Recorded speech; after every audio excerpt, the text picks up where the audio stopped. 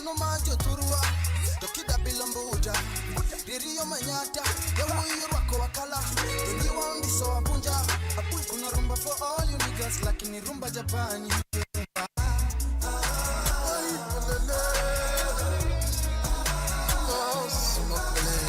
Kidumu kibido na emedo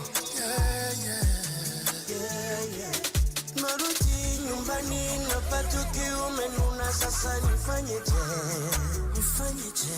Isiwe magazeti isiwe udaku sinafanya mimi na wewe tukosane Hujanita sheri Hujanita baby Nimefanya nini baby Nimekosea wapi sheri Nimeizoea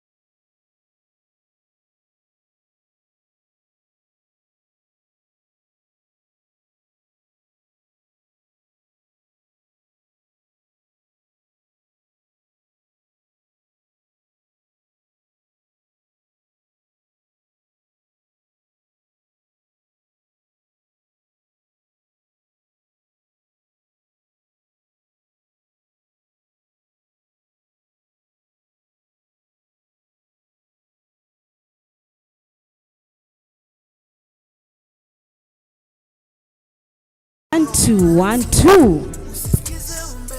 One, two. Right. Yeah. Are you ready? Are you ready? Are you ready? One, two. Inapiga ya kwanza. Sauti inatoka fresh. Barida. Fresh. Barida.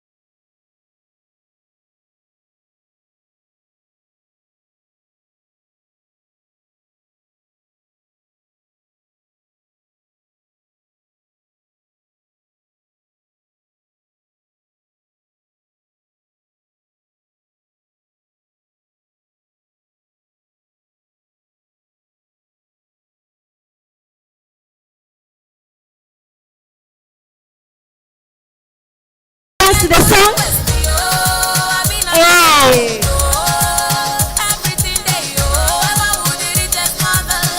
Vijana na Blake, let me can you just stand and please?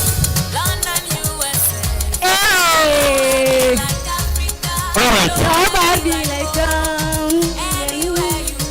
can you help up standing please as you stand? Ndio tumeanza hivi sasa. Shikilia. Vijana tafadhali shikilia. Yelile.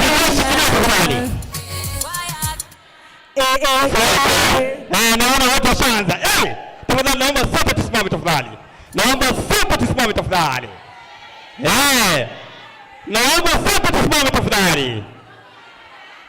Nasema sote tusimame.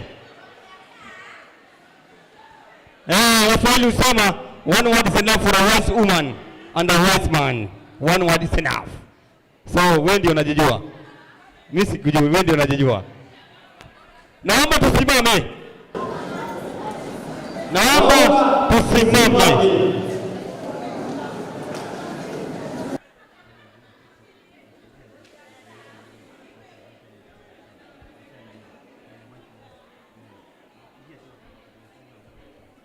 Nimesema tusimame sote tafadhali.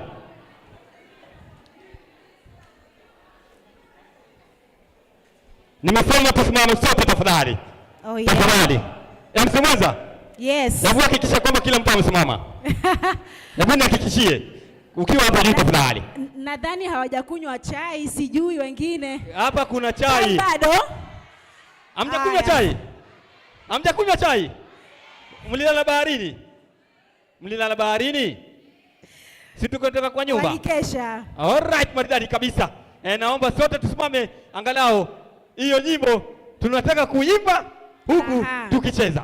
Na vile vile MC Mwenza, kama naweza kupata watu watatu hapo juu angalau wajitolee. Wale dancers wawili watatu, opportunity ni yako ya kushine. You can come on stage. We do it the African way. We set the tone. To hype this place, watu wajue Vijana na Blue Economy wako ndani ya nyumba. Sasa MC Mwenza, yes, waambie kuna zawadi. Kwani mpaka zawadi? Kuna peremende. Kuna zawadi. Aya, tupate watu watatu tu faster. Basi vijana wa Mombasa tumechangamka, tuko set, tuko sawa. Wakati ni huu, we don't want to waste much time. You are invited on stage. We come, dance and set the tone for this event. Aya, Mr. DJ, tupatie nyimbo. Yaani niulize, pwani hakuna madancers? Wapo? Wako wapi? Aya basi mje. Haya jamani, tuwahitaji. Ama nichague. Nichague.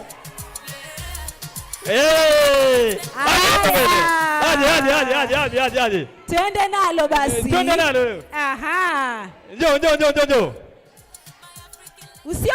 Usione haya tu, karibu sana hapa juu. Tafadhali. Nani mwingine anajitolea? Twende faster. Ama tucheze bongo. Mnapenda gani? Bongo. Hebu tupatie latest ya bongo. Tunaambiwa hapa ni bongo ndio inasema. Kijaluo. Na dancehall. Mnataka Kijaluo? Tuanguke nayo. Mnataka Kijaluo? Tuanguke nayo. Gani? Ohangla.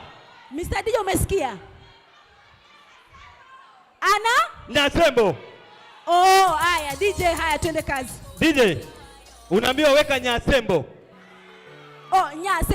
Nyasembo. Haya. Nani atacheza Nyasembo? Sisi wote, si ndio? Haya, sawa.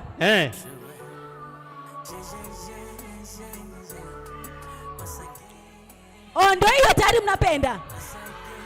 Nyasembo, Mr. DJ. Haya, inakuja.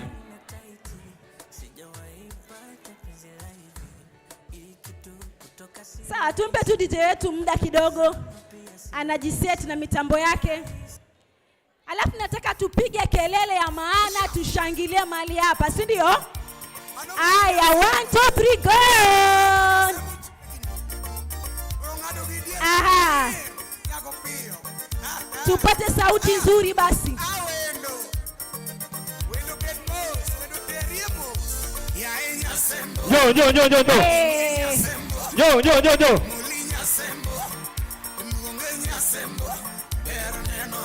Yo. Yo. Nyasebo. Yo.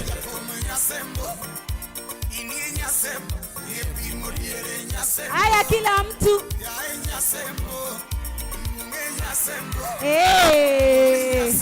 Wapi makofi kwake?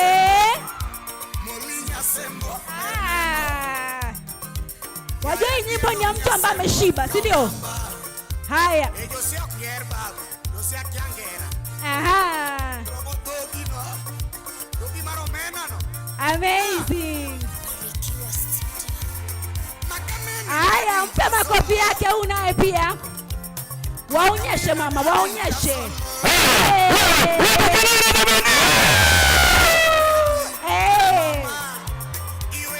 Jamani. Mwingine aje nayo sasa. Chekwati ya mama.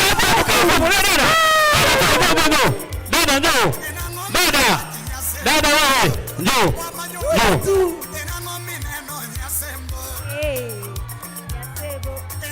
Bila shikilia. Anaweza hawezi? Aendelee asiendelee? Haya Mr. DJ, tupe nyimbo hiyo.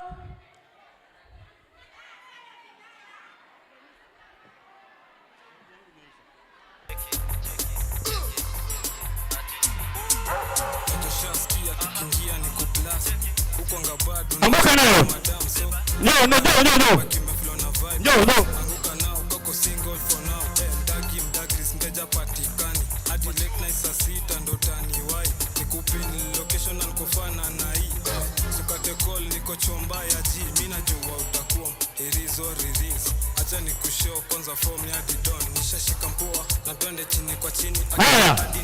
Hapa. Bila shikilia. Bila shikilia. Hapa niko na warembo wawili. Tunataka kuona wanaweza ama hawawezi. Sawa. Nataka waseme ni nyimbo gani wanataka ili sote tutasaidia kucheza. Mambo.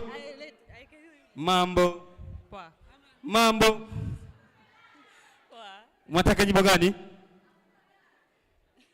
Anguka nayo. Prisinda. DJ. Prisinda.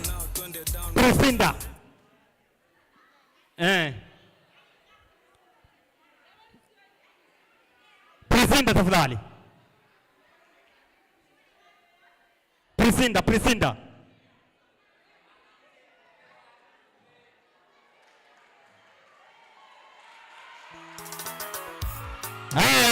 Unapenda kuku tena jamani?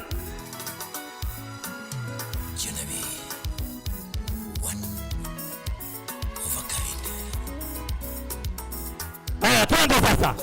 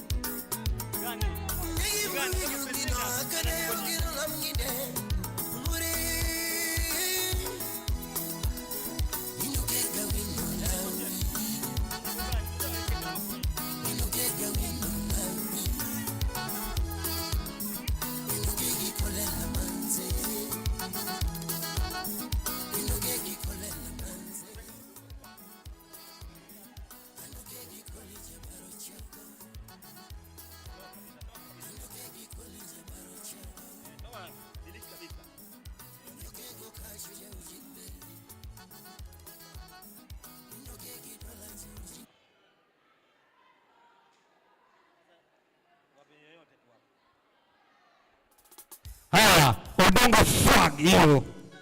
Nyambita. Mama ujiruja gari mabulu. Prado. Ogila uye. Uba. Bongisa uye. Kenya power. Haya sasa. Twende nalo. Shemeji bize chiemo. Wagni bele pekiem chunma kiepcho. Ogwela kwa junya siya. Shina momo bingolone. Ogwela kwa junya ngiapwa. Shina momo bingolone. Ogwela we apare wendo. Toto nyarus benago jovi. Ogwela we aparo siepna. Toto nyarusinga mama. Ala, wanya kastimari uregi pi. Imuoj, nyadundo nyago guanyo manyako. Shogo we kisando gimana kama. Nyadundo nyago guanyo manyako.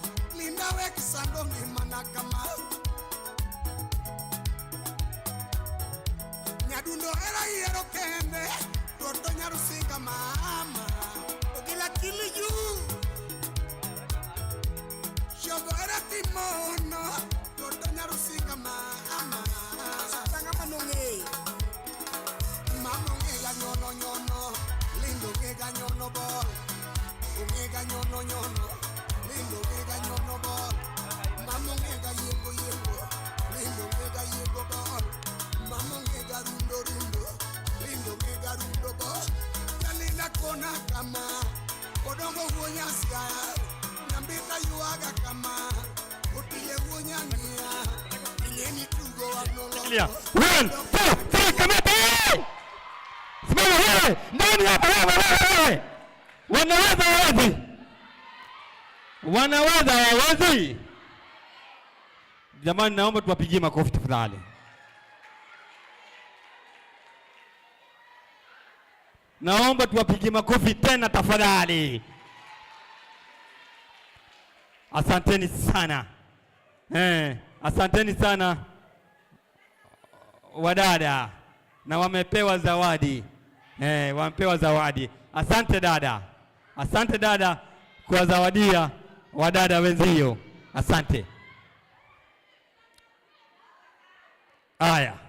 Sasa bila kupoteza muda, wageni wetu wamefika, na japo wataingia hapa ndani tu, tutang'oa nanga.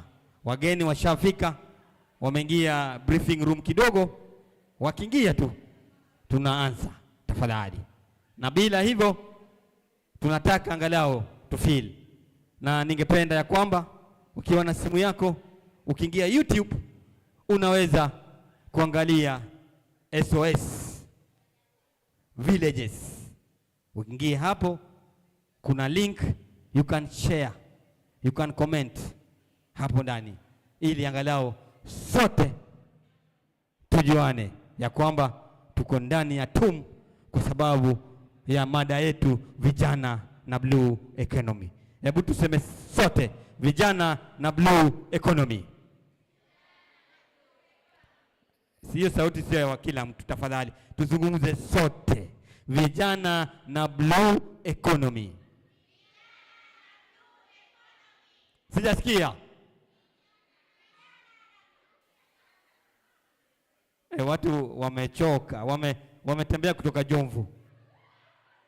Hao wametembea kutoka Jomvu, na watu walikoni pia wamevuka.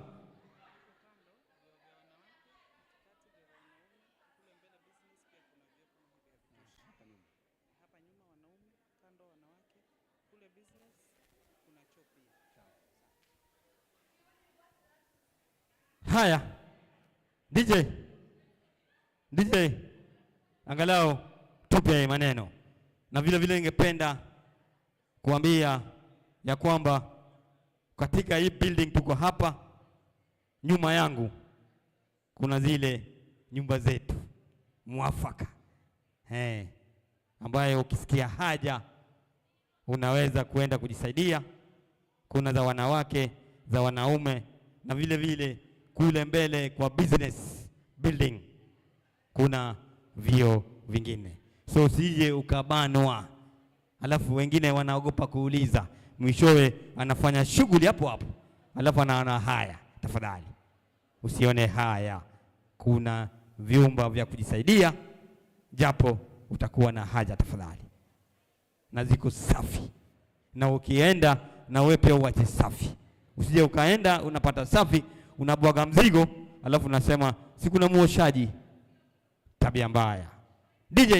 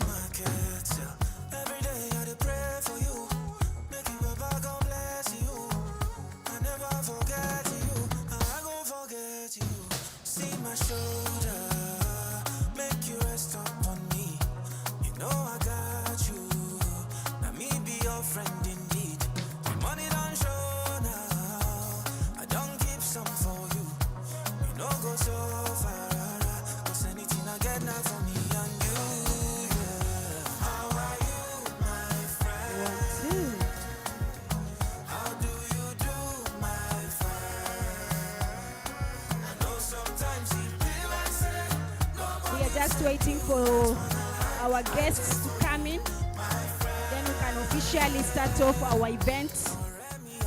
So let us be patient. Our guests have already arrived. We are waiting for them to just come in, and then we'll start off our event today. So be patient, enjoy the music, and get the vibes.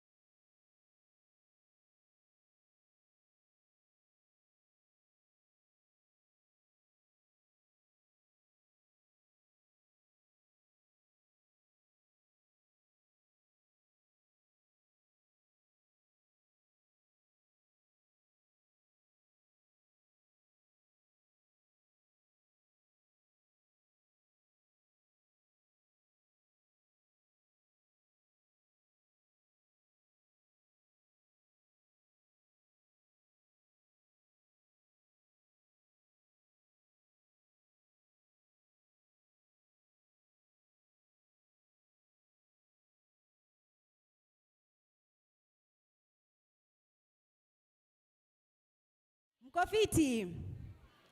Amazing.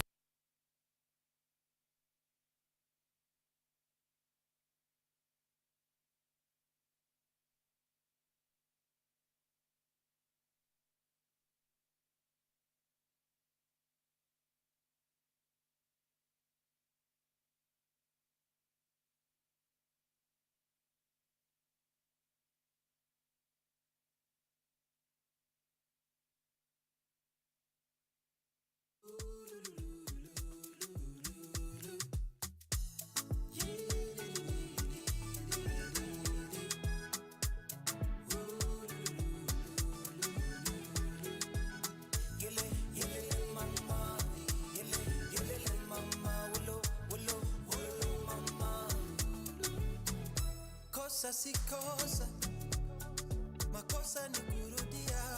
Pole sana kama umevumilia, tulikosana, nikaomba ungenirudia, ukanikana hadharani mbele ya dunia. Beti lichomeka, zima moto hawakusaidia, ndege ya vieta kianguka hawakunyambia. Saizi liona ona ona na siku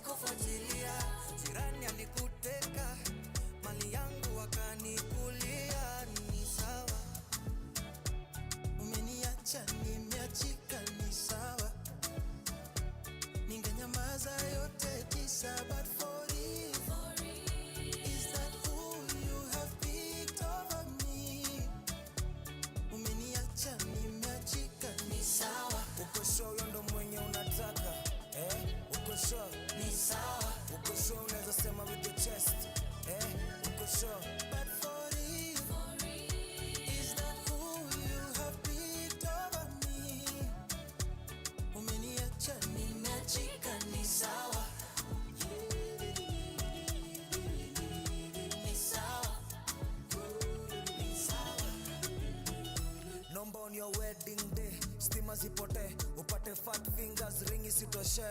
Your boyfriend akubaye kadogi ukidhani nika cute kakuume. Mother-in-law na father-in-law wakuchukie wakikuona. Unadhani yeye ni catch kumbe yeye ni spam donor. Joni nini unabonya?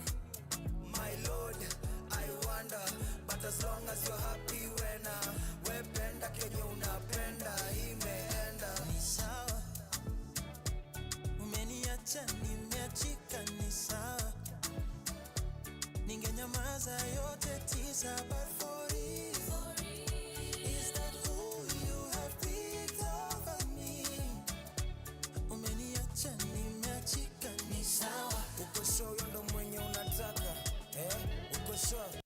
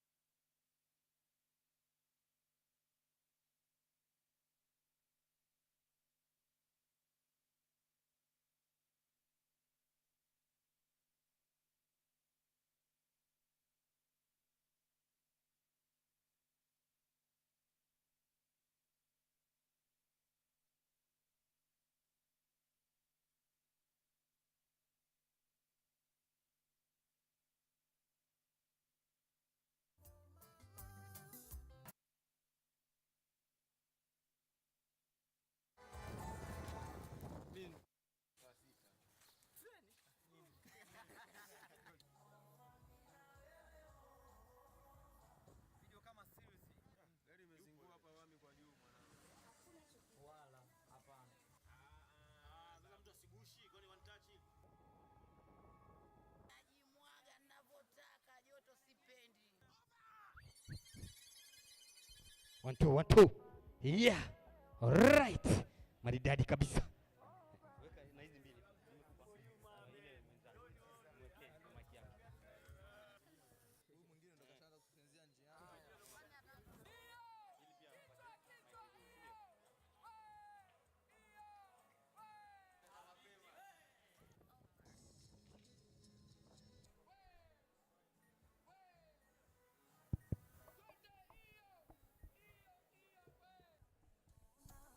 One, two. One, two.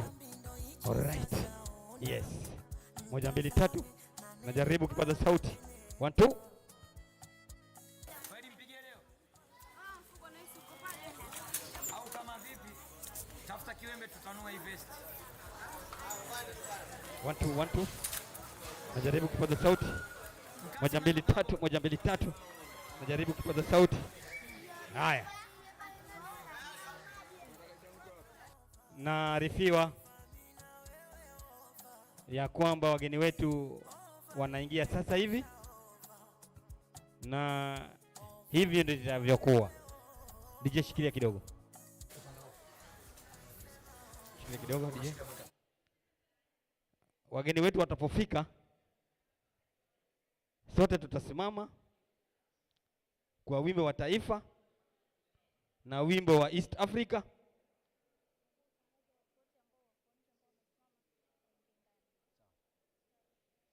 Wimbo wa taifa, wimbo wa Jumuiya Mashariki, tutapata maombi, alafu tunakaa, alafu tunaanza programu yetu moja kwa moja.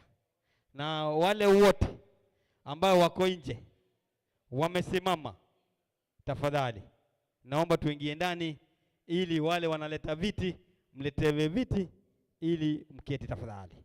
Naomba kwa moyo mkunjufu, yule analeta viti tafadhali. Naona vijana wenzangu wengine wamesimama, na haistahili, ni haki yako upate kiti ili uketi tafadhali. Na nachukua fursa hii hadhimu kuwakaribisha nyinyi nyote katika hafla yetu ya leo na kesho, na lengo ni vijana na blue economy, na theme inasema unlocking opportunities for youth. Unlocking opportunity for youth. Hiyo ndio lengo na madhumuni, na tutashirikiana, tutazungumzana, tutafanya mambo mengi kwa sababu ya siku ya leo na kesho. Na nakumbusha tena, kadi yako mpewa, usipoteze. Kesho utapata tabu kuingia. Hiyo kadi yako ndio transport yako ya kuingia kesho. Ukifika getini ingia, hauna uingii. So kabla hujaleta noma na noma ikakuwa noma, hifadhi kadi yako vizuri, kwa sababu hakuna mtu atakutetea. Alikuwa hakuna, ulipewa, uko wapi? Nimepoteza. Sepa, rudi home, roho safi. So iweke fresh ili tusitafutane maneno. Tusitafutane maneno. DJ, wape ngoma kidogo. Wale wote wako nje tafadhali.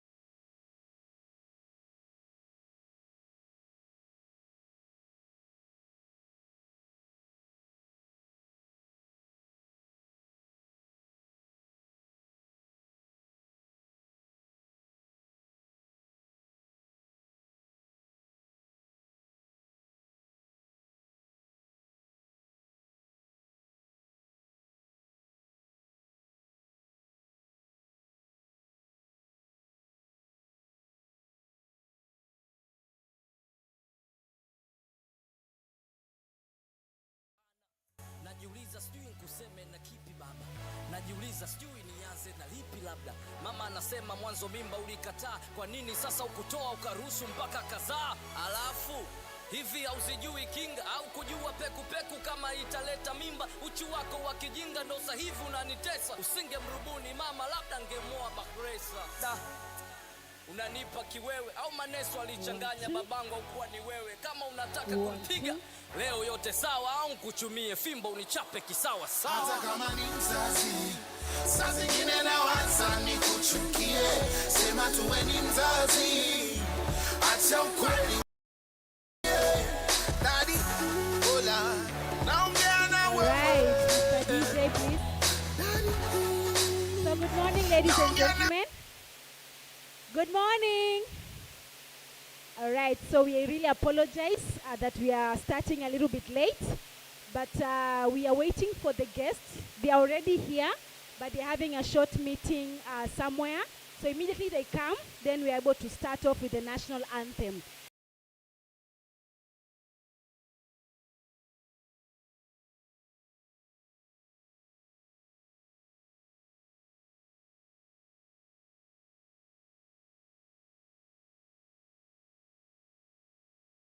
For us, I want you to turn to your neighbor. Turn to your neighbor. Get a neighbor, turn to your neighbor. Nimesema in other words, si kama commander, angalia jirani yako. Now I want you to get a partner, ambao ni jirani yako for now, right? And for 1 minute, I want you to imagine you are a marine entrepreneur, okay? Imagine you are a marine entrepreneur. Think about a product or a service that is gotten from the ocean or any waterways. And then think about any business that you can start that is innovative and sustainable and share with your partner for just 1 minute. Sawa? Haya, tuko Mombasani, wacha nirudie Kiswahili. Hello? Can you hear me? If you can hear me, please lift your hand. Come on, unanisikia? Amazing, amazing. You guys are awesome, awesome. So nimesema, get a partner. For 1 minute, imagine you are a marine entrepreneur. Somebody who makes use of products gotten from the ocean and create something out of them. All right? So ukisha imagine hivyo, share with your partner what that product is and how you can create business out of that product. A business that is sustainable and innovative. So sawa? Can we do that for 1 minute? I want us to stand up and then face each other. Ndio nijue conversation inaendelea.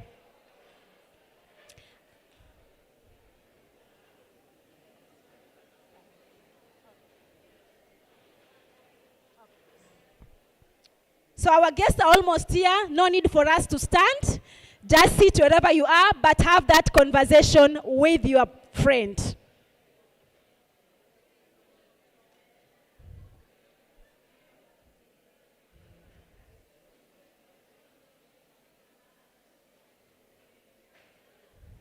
I want to see you conversing with your partner.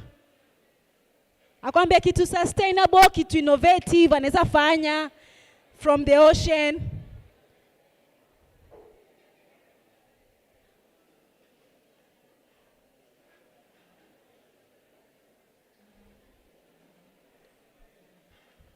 Na wale pia wana ideas, mtuambie tuwasaidie. Please, let's keep conversing even behind there. Anything innovative you can do with any product from the ocean that can earn you money, that is innovative and at the same time sustainable.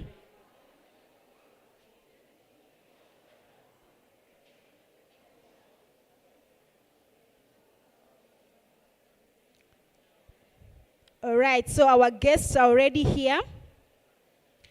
When they come in, please, I request all of us to be upstanding so that you can start singing the national anthem. All right, let's stand up as we welcome our guests. Let's appreciate them with a round of applause as we invite our guests in the room. Tuwapigie makofi mazuri, mazuri, mazuri, makofi mazuri tena, tena. You are most welcome, our guests. Please let us not sit down. Let us remain standing.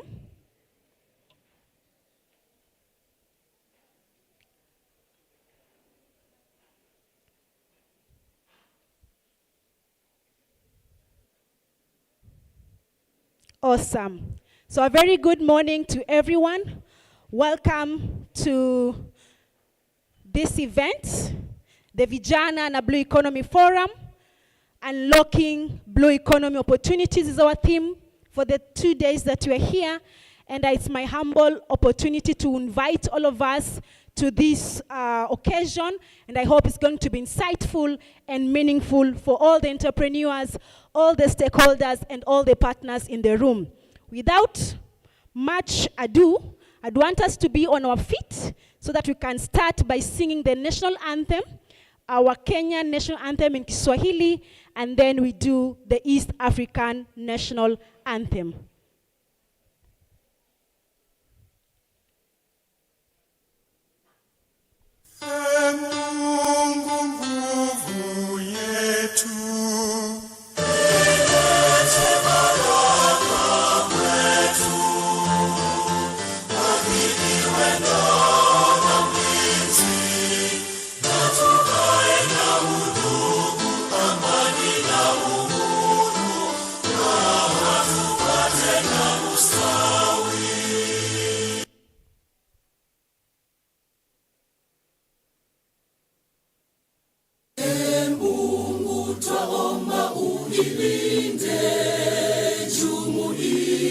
Afrika Mashariki, tuwezeshe kuishi kwa amani, tutimize na malengo yetu.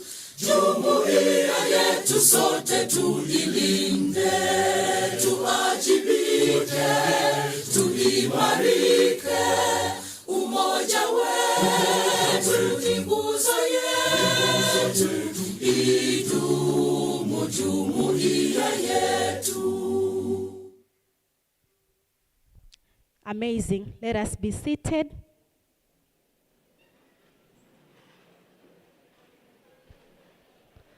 Thank you so much.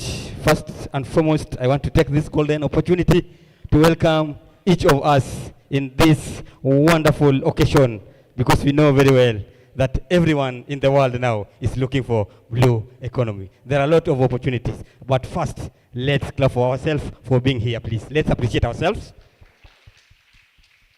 I said, let's appreciate ourselves. Kila mtu apige makofi. Asante sana. Baada ya hayo, tunajua ya kwamba lengo na madhumuni tuko hapa ya siku ya leo.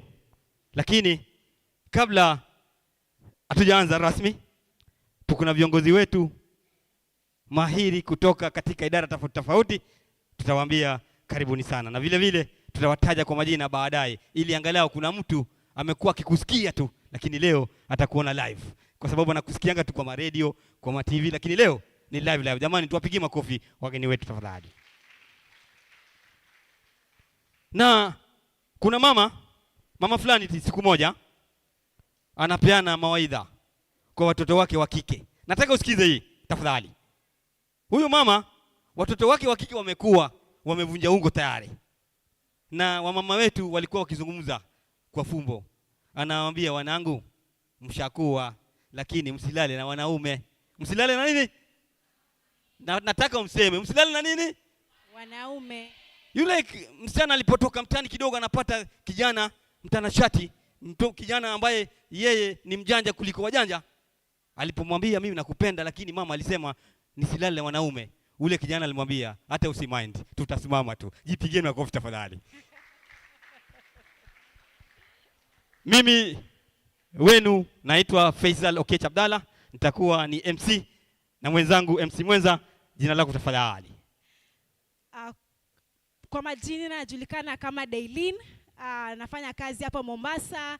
I work with entrepreneurs. I know I can see a couple of entrepreneurs who've gone through my hands, and I really appreciate all the effort that you're putting into your ventures, and I'm so happy to be your co-MC this day and even tomorrow. Thank you. Naomba tujipigie makofi tafadhali. Sisi pia tupigie makofi. Kwa sababu imekuwa ni nadra sana sisi kama MCs hatutambuliki, lakini sisi tunatambua watu. Sasa kabla sijatambuliwa mimi najitambua. Nijipigieni makofi tafadhali tena. Vile vile naona ni kawaida ukiingia kwa mtu huwezi kuingia hivi, si ndio? lazima upewe ruksa, lazima upewe ruksa. Na vile vile naona profesa wetu tena kiongozi mama ambaye vile vile naweza kukumbuka kuna wakati alitukaribisha hapa tukifanya 16 days of activism na hata zawadi alinipa. Na vile vile na mheshimu sana mama wetu, na yeye ndio kiongozi mkuu katika shule hii kikuu. Naomba tumpigeni makofi wakati nataka nimwalike angalau atukaribishe hapa. Sitaki kusema jina lake kwa sababu nikimtambua haina haja ajitambulishe. Ni kweli? Sasa nataka ajitambue mwenyewe. Jamani, tumpigieni makofi akija kama ya Obama tafadhali. Makofi ya Obama mpaka afike. Makofi ya Obama.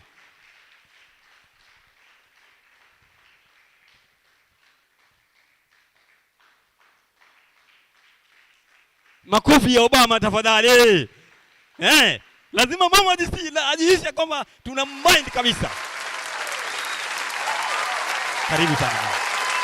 Thank you so much.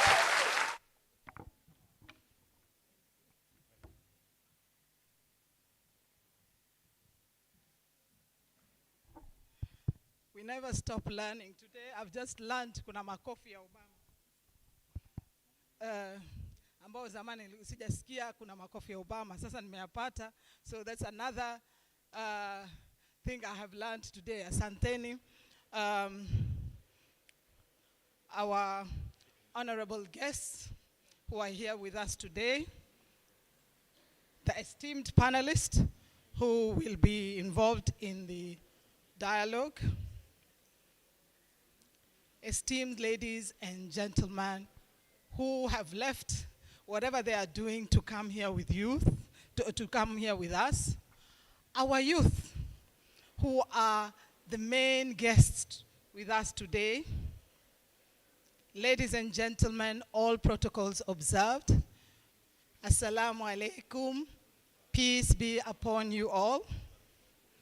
It is indeed a great honor and privilege for me, and on behalf of Technical University of Mombasa Fraternity, I would like to welcome you all to our university, which is the only university at sea level and the only public university in Mombasa County.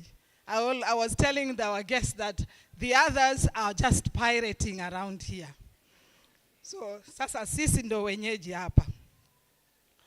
So, mine is just to, as I said, to welcome you all to this forum.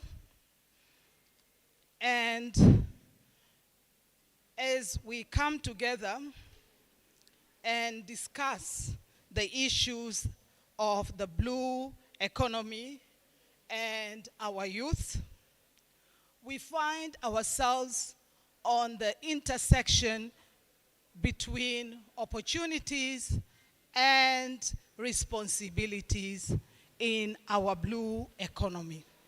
So as we explore, innovate, and come up with areas in which we can empower our youth on the skills that are required to be able to take up the opportunities that are available in our blue economy. Let us also not forget that we also have a responsibility to conserve our marine environment. And that was the main objective of the Fisheries Act of 2016 when it was enacted. And it was mainly to ensure there is conservation and sustainability of our marine habitats.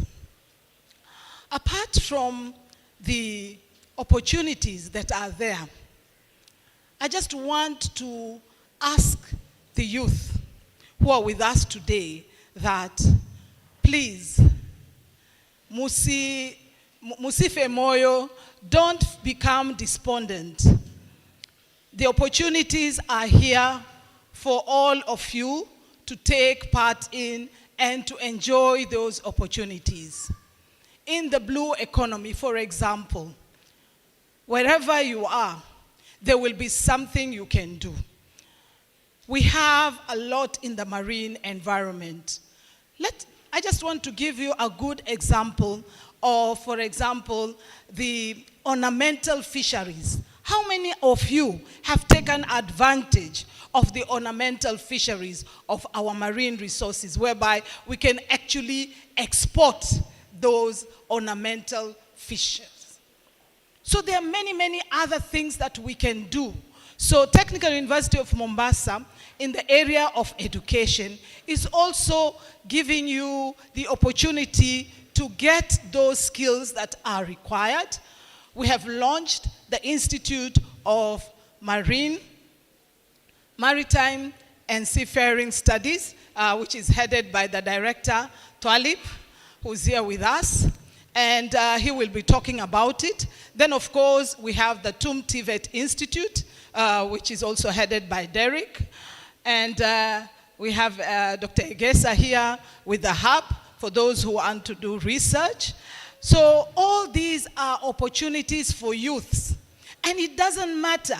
It doesn't matter what you scored in your O levels. It doesn't matter form 4 ulipata nini, utapata opportunities in all areas when you come to our institutions of higher learning. So we have also other stakeholders here who are here also to encourage you and also to offer you and also explore those opportunities that that we are able to present to you. Mine is just again to welcome you all to our university. And as I said, we are privileged to have you all. But remember that sometimes when there are opportunities, it is up to you also to come out and take up those opportunities. With those few remarks, I want again to thank you all, welcome you all, and declare this forum officially open. Asante. Let's give Professor Leila once again another round of applause. We can do better than that.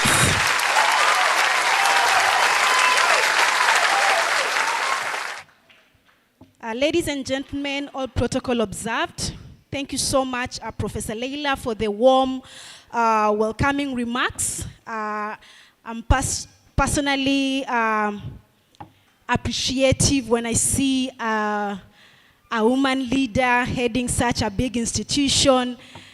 It's such an inspiration to a girl child to tell us that it's all possible when you focus and when you have a vision.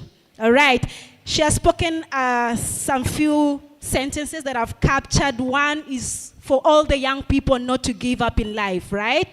And she has also emphasized that it doesn't matter what you scored in your high school. It doesn't matter what grade you got, but when you have a purpose, when you have that vision, you can always become whatever that you want to become. Isn't that amazing? Can we give her another more warm round of applause?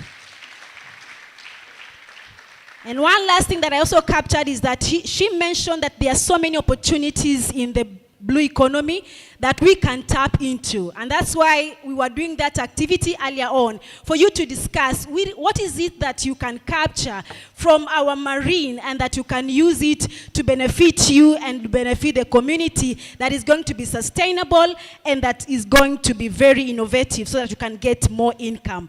Amazing, amazing. So ladies and gentlemen, we are proceeding on very well.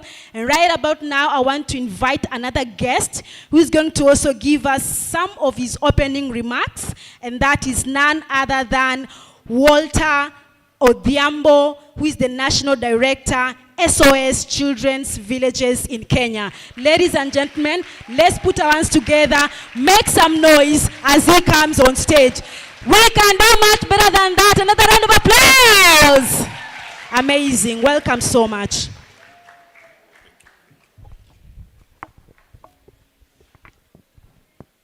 Hamjambo. I know a lot of you heard the name Odhiambo mkafiria Kiswahili sielewi sana eh?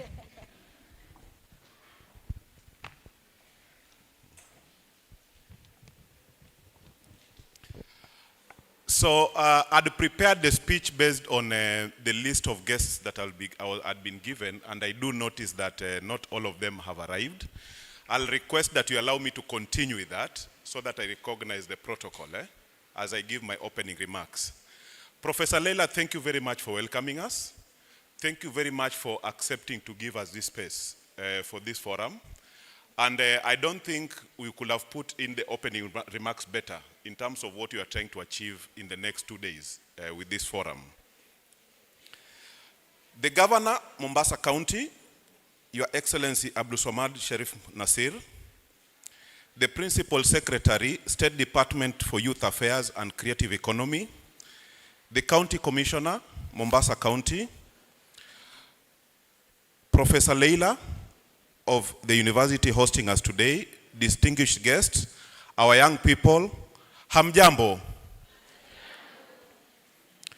As already been said by the cheerful lady, my name is Walter S. Odhiambo. For branding purposes, I always insist on that S, so that is just not Walter Odhiambo. Walter S. Odhiambo. I am National Director for SOS Children's Villages in Kenya, and I'm really excited to be here with you for this forum. SOS Children's Villages is the largest public benefits organization that is focused on children and young people who have lost parental care and those at risk of losing it. SOS Children's Villages has existed for 75 years world over, 51 years in Kenya, and 45 years in this county. We set out our first operations in 1979 with our branch in Nyali. I know a lot of you have seen that branch in Nyali. So we are 45 years in this county, working with the county and the people of this county. In Kenya, SOS Children's Villages has physical presence in 5 counties. These are Nairobi County, Mombasa County, Kisumu County, Uasin Gishu County, and Meru County. Operationally though, we go beyond these 5 counties because we reach counties like Isiolo, Suba, Homa Bay, which are not where we have the physical presence. We set out our operations in this county in 1979 with the construction and admission of children in need of care and protection at our Mombasa Children's Villages that is based on Links Road in Nyali. Your Excellency the Governor of Mombasa County, we at SOS Children's Villages in Kenya have worked in this great county with you and your great people for 45 years. At SOS Children's Villages in Kenya, we envision a world where every child belongs to a family and grows with love, respect, and security. Our mission is to build families for every child and young person in need, help them shape their own futures, and share in the development of their communities. This is the reason we are happy to be here with you throughout this forum. This is the reason we are proud partners with the Vijana na Skills Forum. We are here to collaborate and partner with all of you and your teams in our mission to help these young people who are gathered here today to shape their own futures, and for us as SOS Children's Villages to share in the development of this great county, Mombasa. Your Excellency the Governor, since the 2nd century, when this coastal area that includes Mombasa was still referred to as the land of Zanj, the culture and economy of the coastal communities has always been shaped by its coastline and the opportunities it provided. We know that trade centers along the coastline not only existed, but flourished since that century, and the coastal communities had flourishing trade with China, India, Indonesia, Middle East, North Africa, and Persia. Historians inform us that when the Portuguese arrived in this place in 1490s, they found Mombasa to be very strategic and chose it as their base to monopolize and control the entire trade along the Indian Ocean.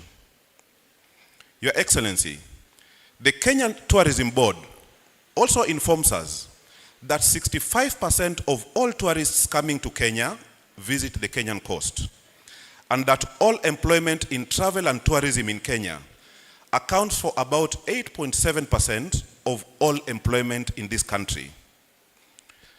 Our statistical agency tells us that the coastal Kenya remains one of the least developed regions in this country, with more than 62% of the coastal population living below the poverty line, and that most of the coastal population still heavily relies on coastal and marine ecosystems for employment, livelihood, and nutrition. Your Excellency, young people aged 15 to 34, a majority who are seated here with us today, make up about 35% of Kenya's total population. And for the county of Mombasa, 46% of the total population are young people aged between 15 and 34.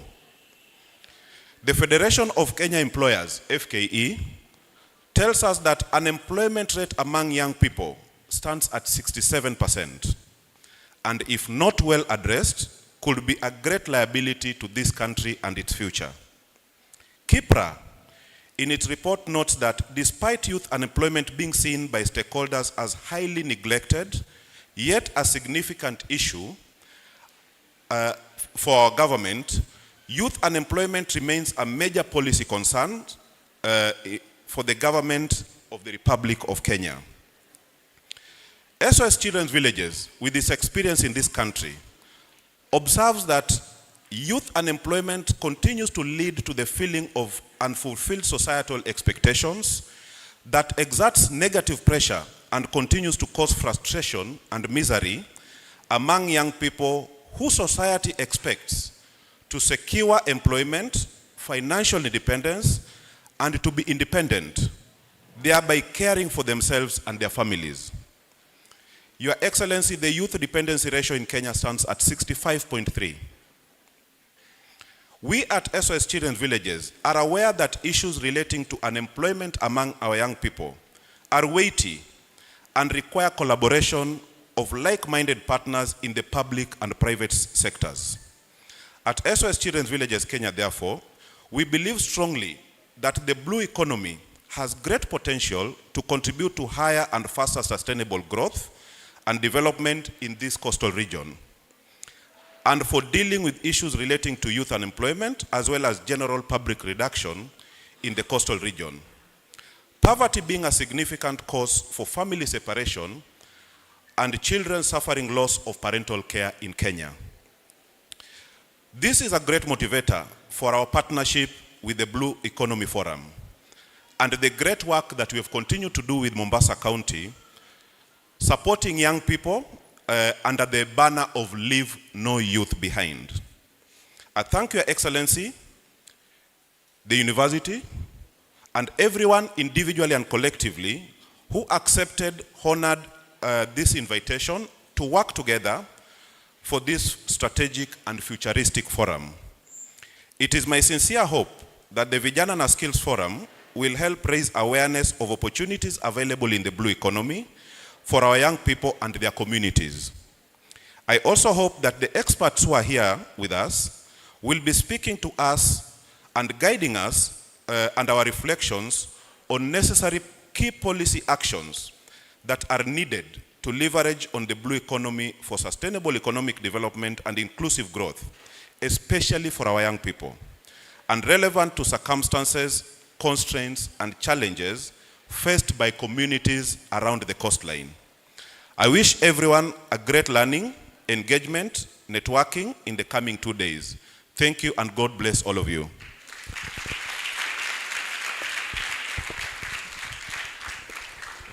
So asanteni sana. I'll not go off the cuff, but asanteni sana. Tamani tumshukuru tafadhali ndugu yetu kwa makofi. Watu wa Mombasa wanajua kupiga makofi sana. Asante sana ndugu yangu Odhiambo kwa maneno matamu kuhakikisha kwamba SOS imeshika Kenya nzima na vile vile Afrika kwa jumla. Naomba tumpigeni makofi tena. Sometimes I wonder, Professor Lola, sometimes I wonder, what if Almighty Allah could decide to give a cow a wings so that the cows can also fly. And a cow decide to do something on someone when walking. I don't know what could be happening. For example, when you are going to your office and a cow decided to do for you something on your way to the office. Ni tafakari ya babu. Tafadhali, baada ya hiyo, tunataka kuleta dancers hapa. Na kabla sijamaleta dancers, itakuwa sina nidhamu kwa tambua viongozi ambao Mwenyezi Mungu amejalia wamefika katika warsha hii. Itakuwa mimi kama kazi yangu nimeharibu, siku nyingine sitapewa kazi. So bila kupoteza muda, nataka niwatambue wale viongozi wamefika. Na vile vile nikitaja kiongozi, naomba asimame awave tukimpigia makofi, kwa sababu nilisema ya kwamba kuna wale saa zingine wanatusikiza tu kwa radio, lakini leo tuko live. Na nitaanza na dada yetu Sabrina Yusuf. Tafadhali Sabrina Yusuf, tafadhali tumpigeni makofi tafadhali. Na vile vile tuko na ndugu yetu Dennis Muchiri, training operator tafadhali. Vile vile tuko na Edwin ambaye pia ni county coordinator tafadhali.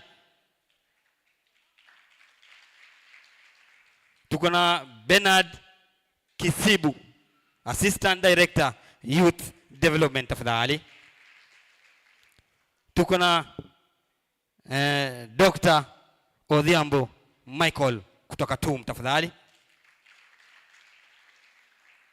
Tuko na Emmanuel Madanga Bwire, sote hub.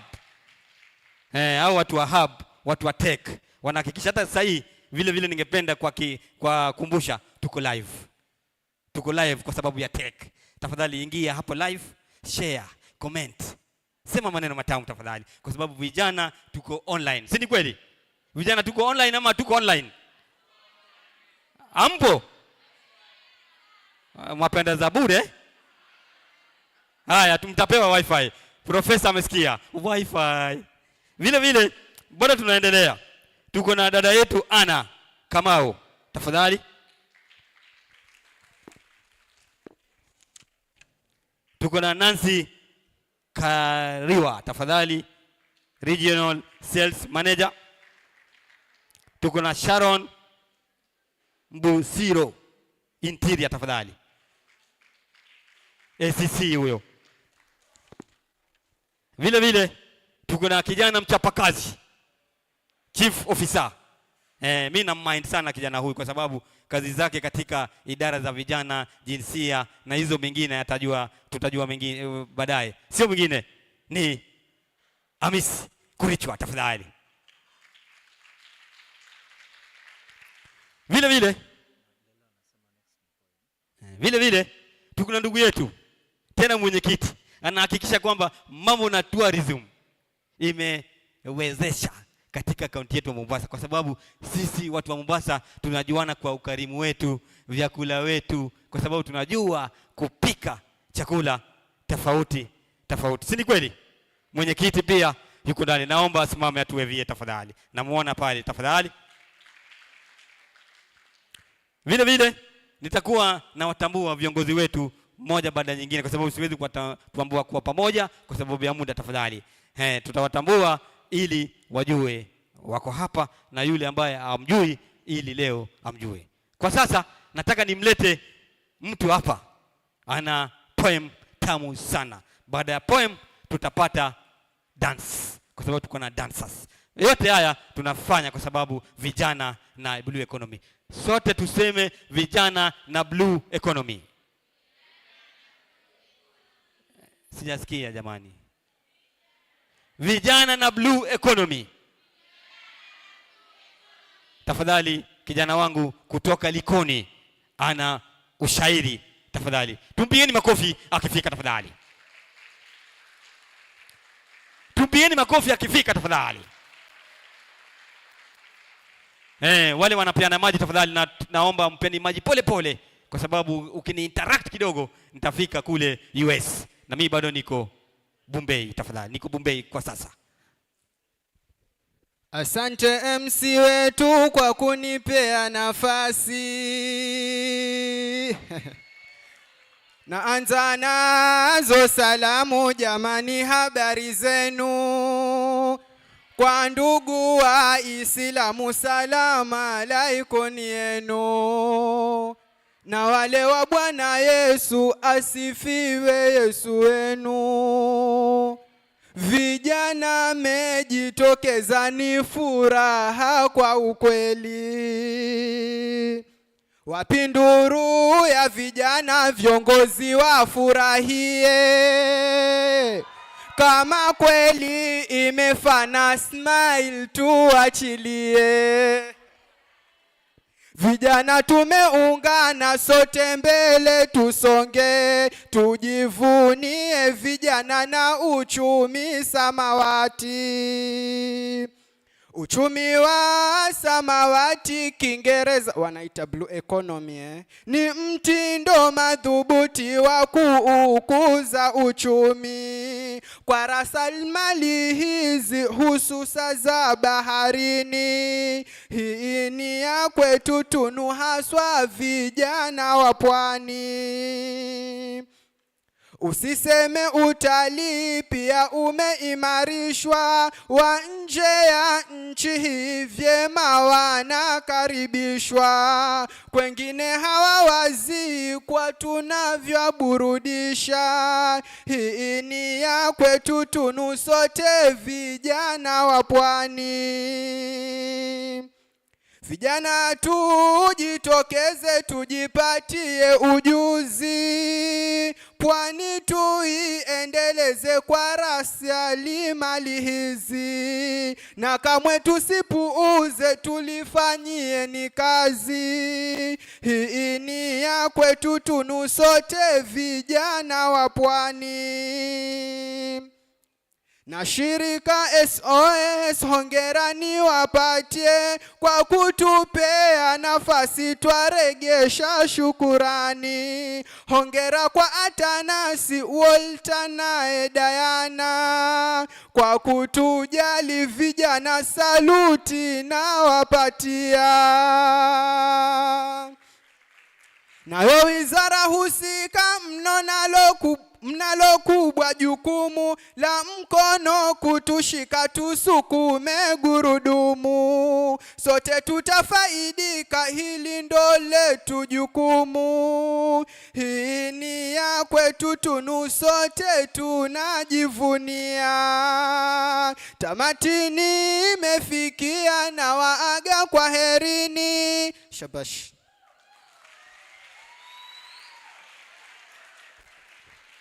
Anaweza hawezi? Anaweza hawezi? Tumpigeni makofi tena tafadhali. Lakini Waswahili husema tunukiwa, si ndio? Tumemtunu kwa zawadi ya nini? Ya makofi. Tumpigeni tena tafadhali. Leo ni leo, asemaye kesho ni muongo. Kwa sababu tunajua ya kwamba kuna fursa na nafasi nyingi sana katika uchumi samawati. Tafadhali nataka ya kwamba sote kama tukiwa vijana, ukienda hapa X tafadhali piga ka selfie, uweka kitu tafadhali, kwa sababu ya siku ya leo, na hashtag watu wote SOS County Government of Mombasa TUM, ili julikane ya kwamba tuko hapa na lengo ni vijana na nini? Vijana na blue economy. Kwa sasa tunataka kuwaleta dancers kwa sababu lazima nyoyo zetu zilainishe kwa maneno matamu kwa dancer, si ndio? Kwa sababu bila maneno matamu stress, mental health inaingia, lakini hatutaki mambo ya mental health. So nina vijana chipukizi wamevaa fresh barida, tafadhali tuwapigie makofi wakiingia kwa stage tafadhali.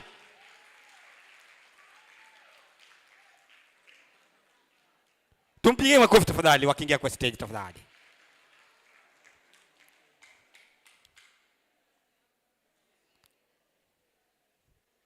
Haya, wakati bado wanaweka nyimbo zao, unajua siku hizi Gen Z unajua walileta wingu mpya, kwa sababu Gen Z, wapi makofi ya Gen Z tafadhali?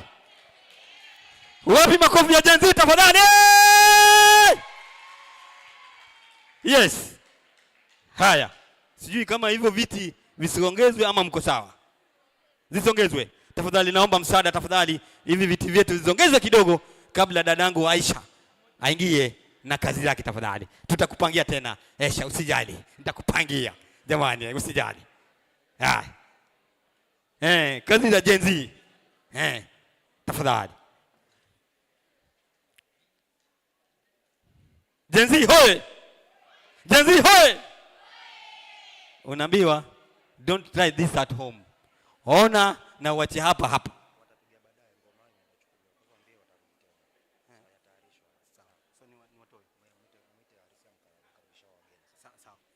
Haya. Kwa sababu wazungu wanasema technical problems which cannot be avoided because of the technician there. I'm very sorry. Kuna nyimbo lazima wacheze na naona kiongozi wao ndio ameenda kuichukua. Nitawatoa washuke kwa stage, watarudi baadaye. Kwa sababu waendelee. Na kwa sababu ya muda ningependa, kwa sababu muda ni pesa. Muda ni time is money. Watarudi. Si ati nawatoa, watarudi. Na kwa sababu ya technical problems. Tafadhali. Tupigeni makofi tafadhali. Tafadhali. Inakuanga hivyo saa zingine. Unexpected. Inafanyika, si ndio? Halo? Vijana na blue economy tuseme sote. Tuko wengi sana hapa na sauti ni ya watu wawili tu, tuseme sote. Huyu hautakula lunch. Hauli lunch. Profesa amesema hauli lunch kwa sababu huwezi kusema vijana na blue economy. Kwa sasa nataka nimlete RC. RC wetu tafadhali, kwa sababu kuna vile atatambua wale viongozi, na baada ya RC akija MC mwenza atachukua atamu tafadhali. RC tafadhali, naomba tumpigeni makofi RC tafadhali.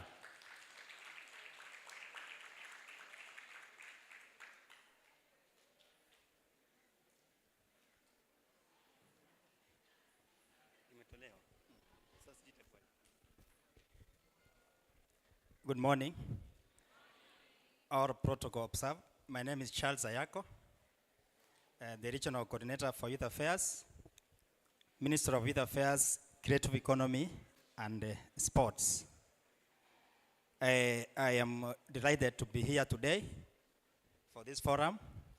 We've taken a lot of time to plan for this function, and I want to thank God that we are here today. We have seen the light of the day, and we are having it today. So mine here is to welcome the next speeches. As you have been told, the governor was supposed to be here, but he delegated because of he had another urgent engagement. And now the next, we would also like to have the administration. We'd like to have the speech from the county commissioner, and maybe somebody to just make sure that we have the podium here. So we have Sharon, who is representing the county commissioner, to just come and give a speech.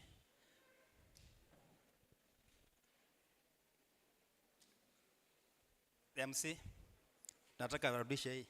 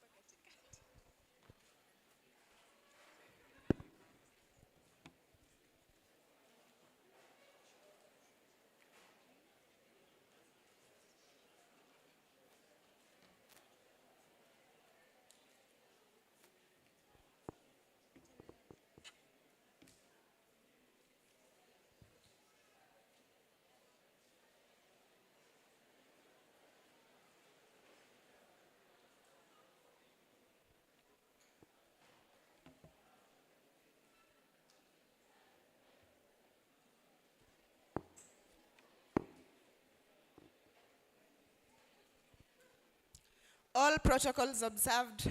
Good morning. Good morning once again. My name is Sharon Busiro, Assistant County Commissioner, the County Commissioner's Office. I am here today to represent the County Commissioner because he's held up somewhere. So I am really glad to be here today. I've been part of the planning committee and we've come a long way since we started planning this forum last month. And I'm so happy today that we are here. Finally, I can see the attendance. We really have quorum. Asanteni sana vijana kwa kuja.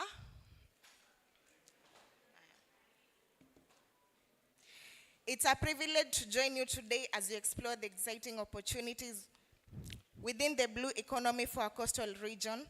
Our oceans and coastlines hold immense potential to drive sustainable economic growth through sectors like fisheries, marine tourism, and renewable energy.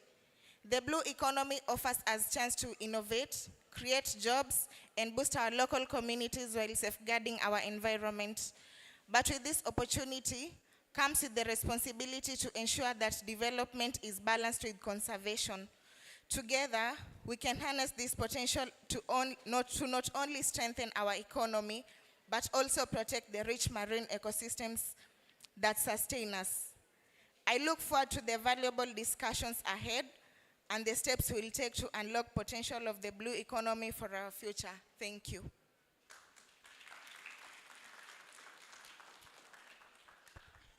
Thank you very much for those very brief and impactful remarks. Let's now move to the chairman, Kenya Maritime Authority. In his absence, then maybe we now have the privilege of calling my brother. I know you are scheduled for tomorrow, the Chief Officer for Youth, the County Government of Mombasa, who has been very instrumental. You just come and give us your pressings and your remarks. I know you also have a session tomorrow and today, but it's good also to do it now.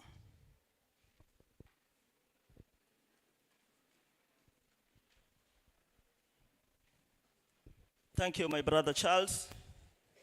The Vice Chancellor, Professor Leila Abubakar, distinguished guests, my brothers and sisters, vijana wenzangu, amjambo, muko poa. My name is Amis Juma Kurichwa. I'm the County Chief Officer in charge of Youth, Gender, Sport and Social Services. And today, I feel honored, I feel happy to be part of this forum. I was not in the program of giving keynote address. We were expecting Waziri wa Blue Economy, Madam Kibibi, na Waziri wa Education, Professor Mbarali, and because they're not around, then I have to take their role.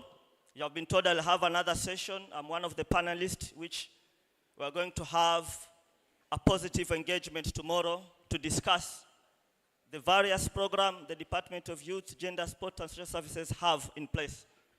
However, I have to oblige to what my brother Charles has invited me to give my remarks.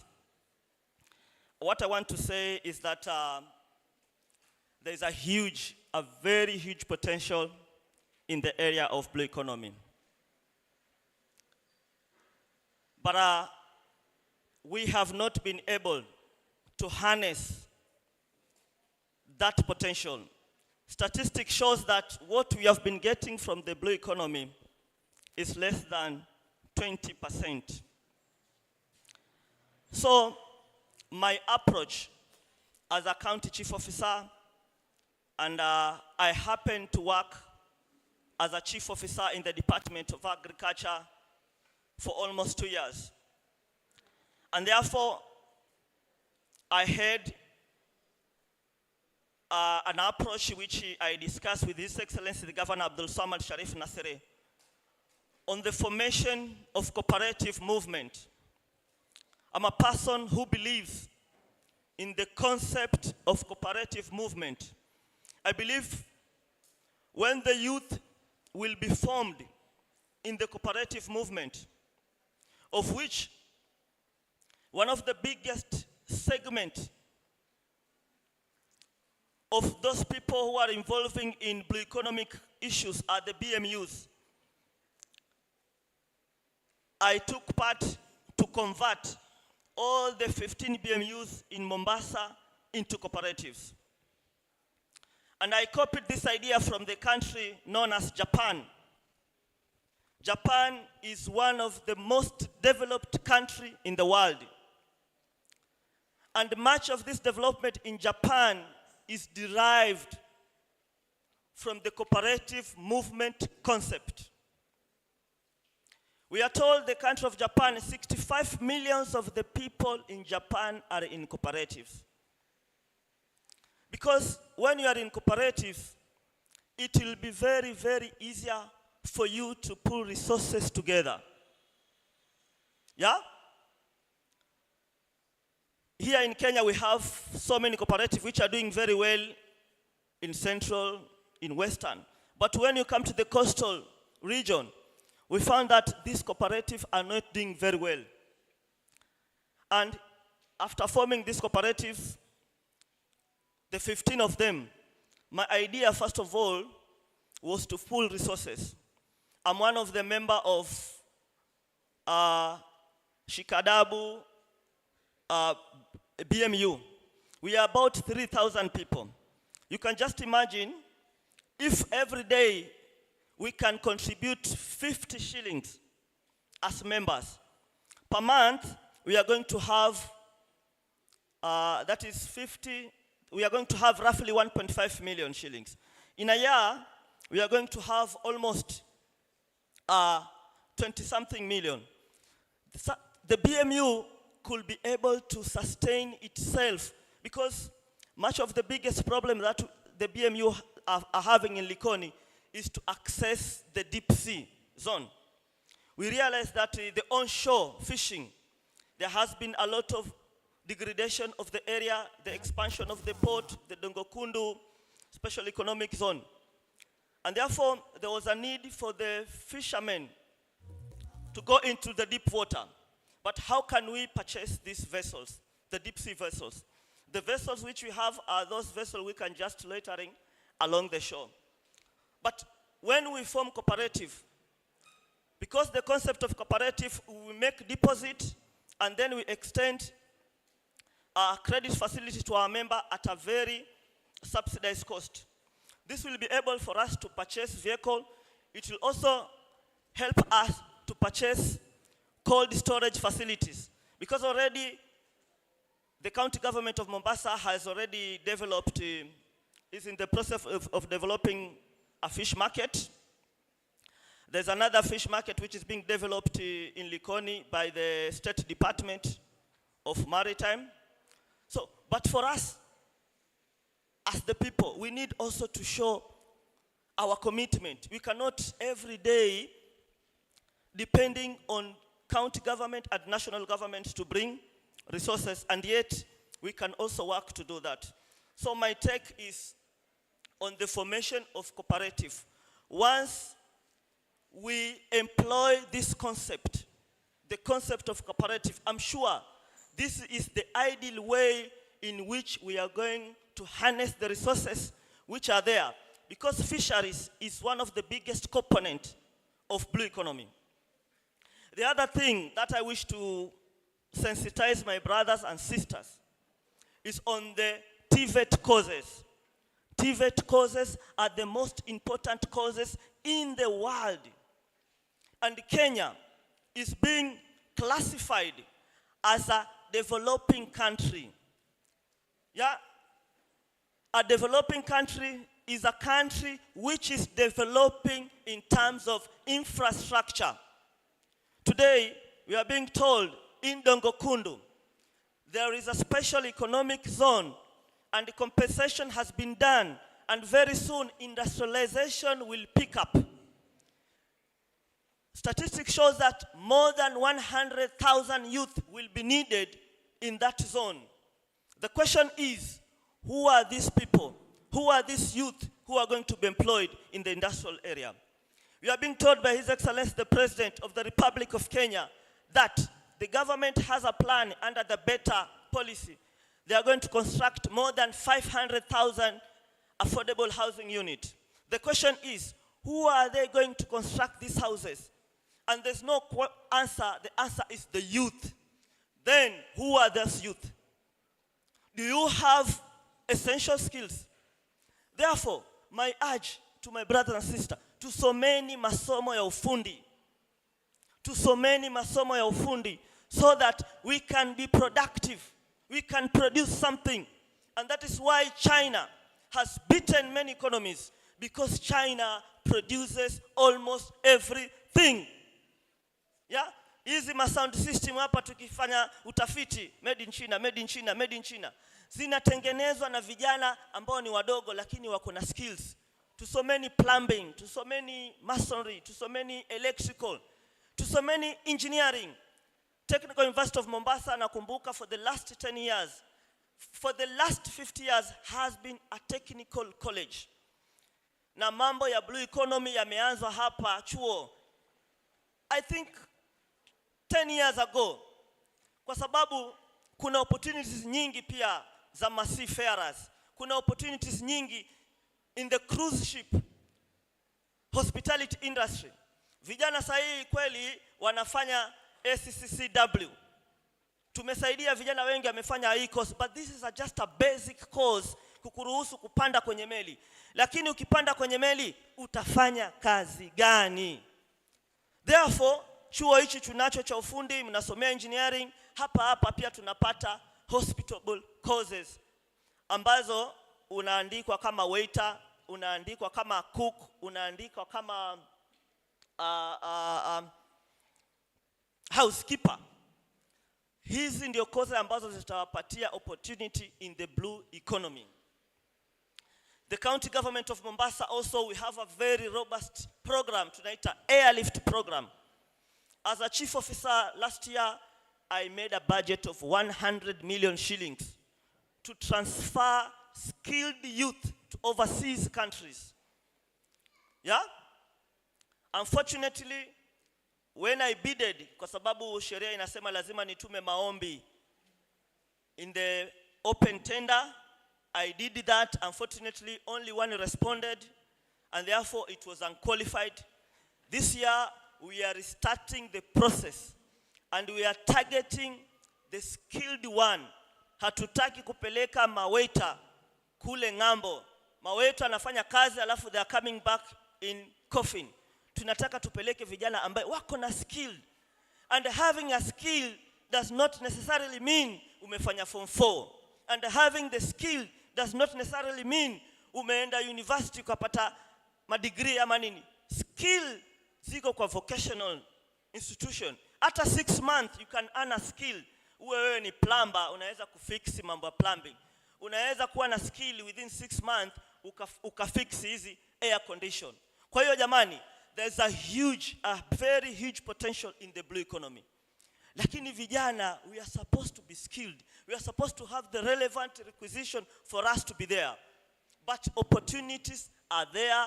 Thousands of opportunities are there. Sasa, niko na mengi ya kuzungumza, lakini we are going to meet tomorrow. I will be one of the panelists there, na tutakuwa na more positive interaction. Last but not least, nawapenda sana vijana wenzangu, na Mungu awajalie maisha mazuri. Thank you very much.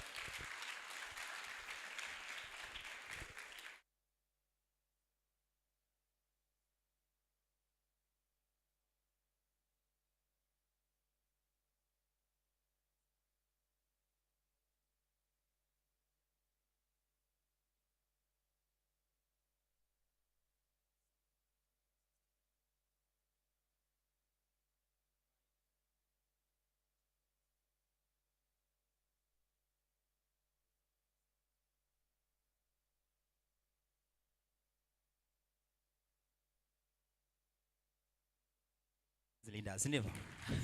Just appreciate them.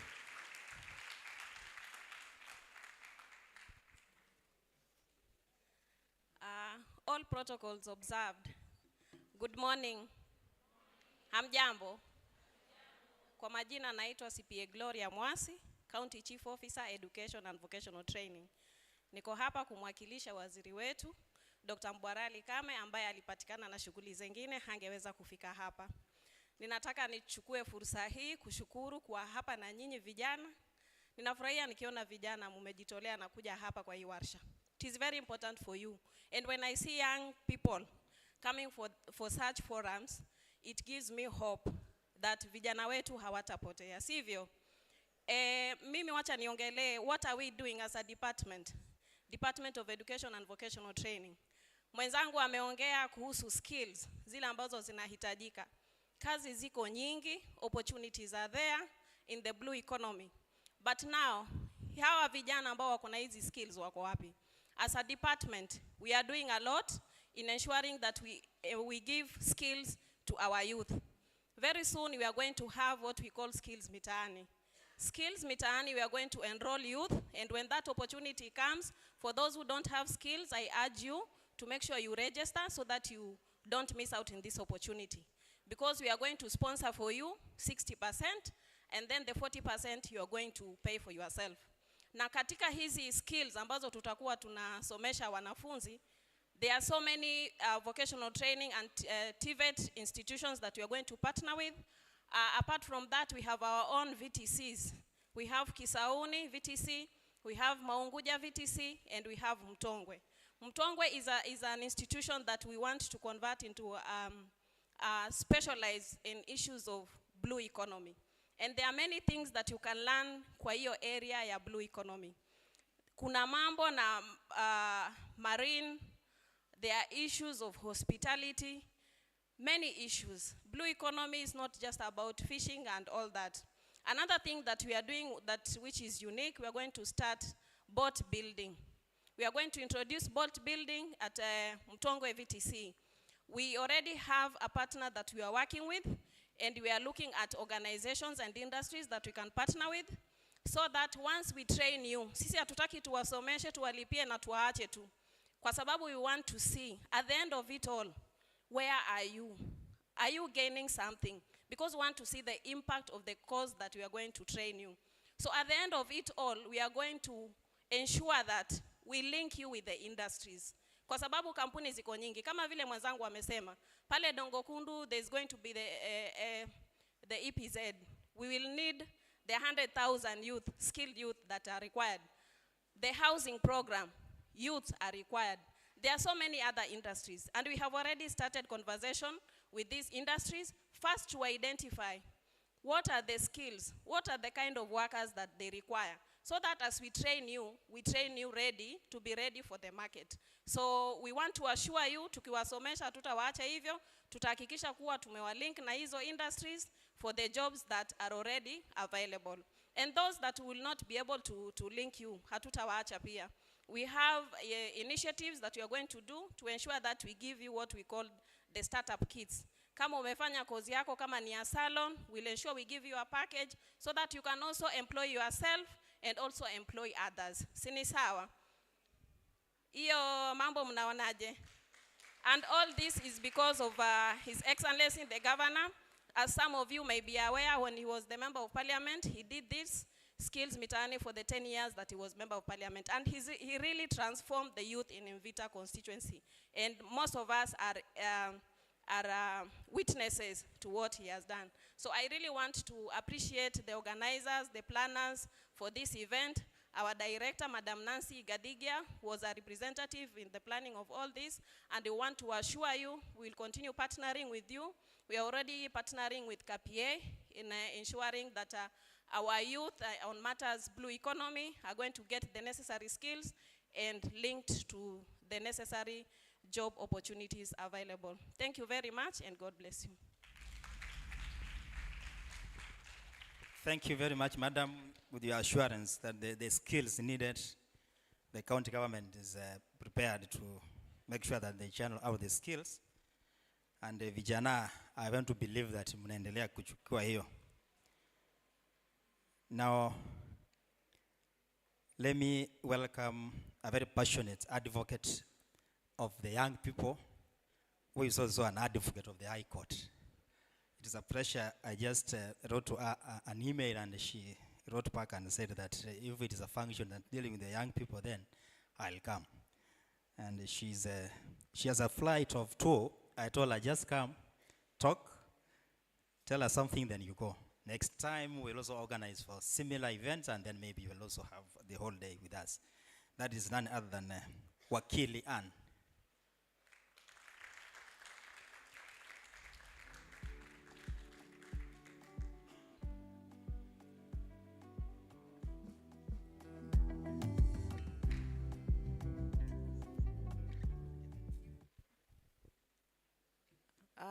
Good morning. Good morning.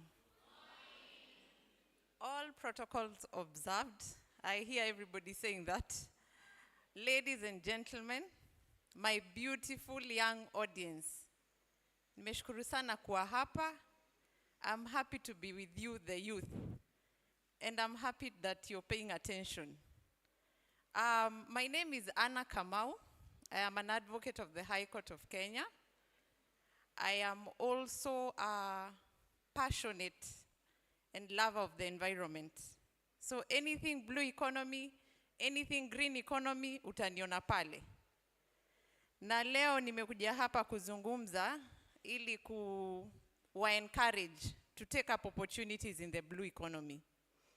But before I start, I realized everybody just started talking about it. Nataka kujua kama mnajua blue economy ni nini. Any volunteers who knows what is the blue economy? What is the definition of the blue economy? Volunteers. Msiniangushe, nimesikia kumekuwa na courses for very many years. Hakuna watu wanafanya courses in that sector. Jamani, I will pick someone. Should I? I can see, if you smile, I pick you, and you're smiling. Are you able to give us a definition? The lady in the gray scarf?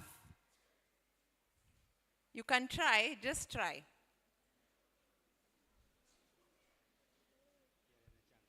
Jaribu tu.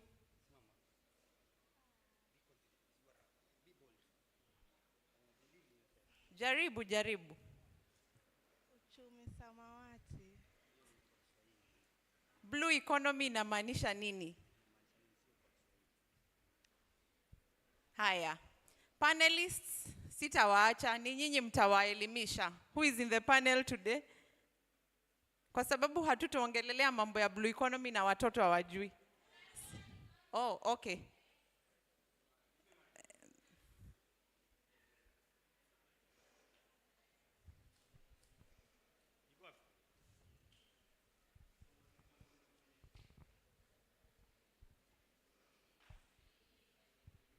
Okay, good morning. Okay, based on my perception, blue economy is the sustainable exploiting of the marine resources. Yeah. Fantastic. Give him a good clap. And maybe we can just get the final definition from the expert. She's here. Yeah, the lady. Not professor. Good morning, everyone. Okay, it's exactly what he has said. It's sustainably exploiting the ocean resources by creating opportunities. So it's all about creating job opportunities in the at the same time preserving the environment. Like for instance, if you are into marine transport, you have a ship. The ship has to has to be of standard, does not pollute the environment. So in that way, you are creating job opportunities in the marine transport. At the same time, you are adhering to the regulations. So it's all about job opportunities and creating wealth to everyone. Fantastic. Thank you very much. Now, what I want you to know, it's not just about the opportunities and the income generating activities. It has to be sustainable. Kama si sustainable, basi it doesn't qualify in the blue economy. I must admit that speaking in front of this crowd feels a bit like surfing. You either ride the wave out or wipe out spectacularly. I'm hoping for the former. I had a speech written out. I won't read all of it because of time. So I'll flip through some of the things that we are supposed to talk about today. We are here today for the youth. We are told you're the leaders of tomorrow, but I'm here to tell you that you're the innovators of today. Mtu asiwaambie mambo ya kesho. The good thing about being in a university or a TVET is that you have the opportunity to create and come up with things. In the blue economy, there is so much untapped potential. And ideally, you don't even have to create, as long as you're doing value addition to what is already existing. And there are so many people, young people, who are already benefiting from these opportunities. I'll give you an example. Who knows about fish leather? Kuna mtu anajua kuwa samaki inatengeneza leather? Yeah, you see. Now, there are people who are using fish waste to make leather. You make bags, you make shoes, and you make money. Nimesikia wenzangu wakisema kuhusu employment opportunities. Mimi niko hapa kusema kuwa sio lazima uajiriwe. Unaweza jiajiri. Na utaweza kujiajiri if you are an innovator. If you come up with opportunities for yourself, create these things for yourself. Did you know that the ocean economy is the world's 7th largest economy in the world? And the ocean alone generates around 1.5 trillion US dollars per year. And it's expected to double by 2030. Sasa sijui nani anataka kukosa kuwa kwa hiyo pesa. Kila mtu ana complain there are no jobs, there is no money. But you're being told here in the blue economy, there are opportunities, there is money. I want to tell you that I will speak for the private sector, kwa sababu wenzangu wako kwa government and all. There are so many people in the private sector, here locally and internationally, who are giving out grants. You know what grants are? Free money for you to do what you want to do. So and you don't even need to have to wait to graduate for you to start making money. You're able to start your own thing. You make a pitch, like Sotehub really encourages people to apply and pitch, and you get someone to fund your idea. So my encouragement to you today is for you to take up these opportunities and start your own entrepreneurship journey. Where does the lawyer come in? Ukifanya biashara and you're not legally compliant, kusema ule ukweli, in a few months, in a few years, you'll not be able to stay afloat. You'll have tax issues, you'll have problems in court, your employees wanakushtaki hapa na pale. Kwa hivyo, wakili yuko hapa leo kuambia, mkianza hizi biashara, tafadhali, be legally compliant, be tax compliant. Come to A.N. Kamau and Company Advocates, which is here at Moi Avenue, Yusuf Ali Trust Building, 2nd floor. We will register the business for you. You can start as a business. You can then move to a company. You've been encouraged to even do cooperatives. Come up together, form a cooperative, form a CBO, form an NGO. Pitch, get money. And we'll be here to support you along the way. Now, I want to give you examples of success stories. There is a young lady who is already making fertilizer using seaweed, Sea Organics. Her business is called Sea Earth Organics, if I'm not wrong, right? She pitched for millions of dollars, and I think she'll get that money. Na ni mtu young tu kama nyinyi. Kuna mwingine kama vile nimewaambia, anatengeneza leather kutumia hizo fish, waste za fish. So my encouragement to you is that don't wait for jobs. Don't wait to graduate. You can start now. The opportunities are many. They are limitless. And you can think of anything you want, and you will have people there to support you. What is my part in short? My part in short is this. The world is your oyster. Who knows how to complete that? My God. Tomb. The world is your oyster and you are the pearl. I thank you very much and I look forward to working together with you. Asanteni. Thank you very much. Amewaambia kwamba if you want to start a business, you will just go to her office and she will register for you. And they make sure that your business is legal, and then the other issues that maybe might come out of that one. And she also told you that you don't have to complete school for you to start it. You can now think when you are young and grow. Now let's also invite Senior Program Manager from TechnoServe, if you are in the house. TechnoServe.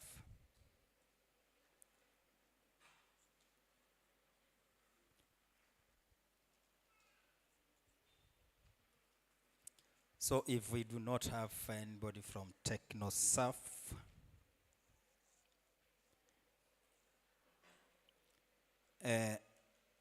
we are supposed to move on to the keynote addresses, maybe from the governor and the PS State Department for Youth Affairs.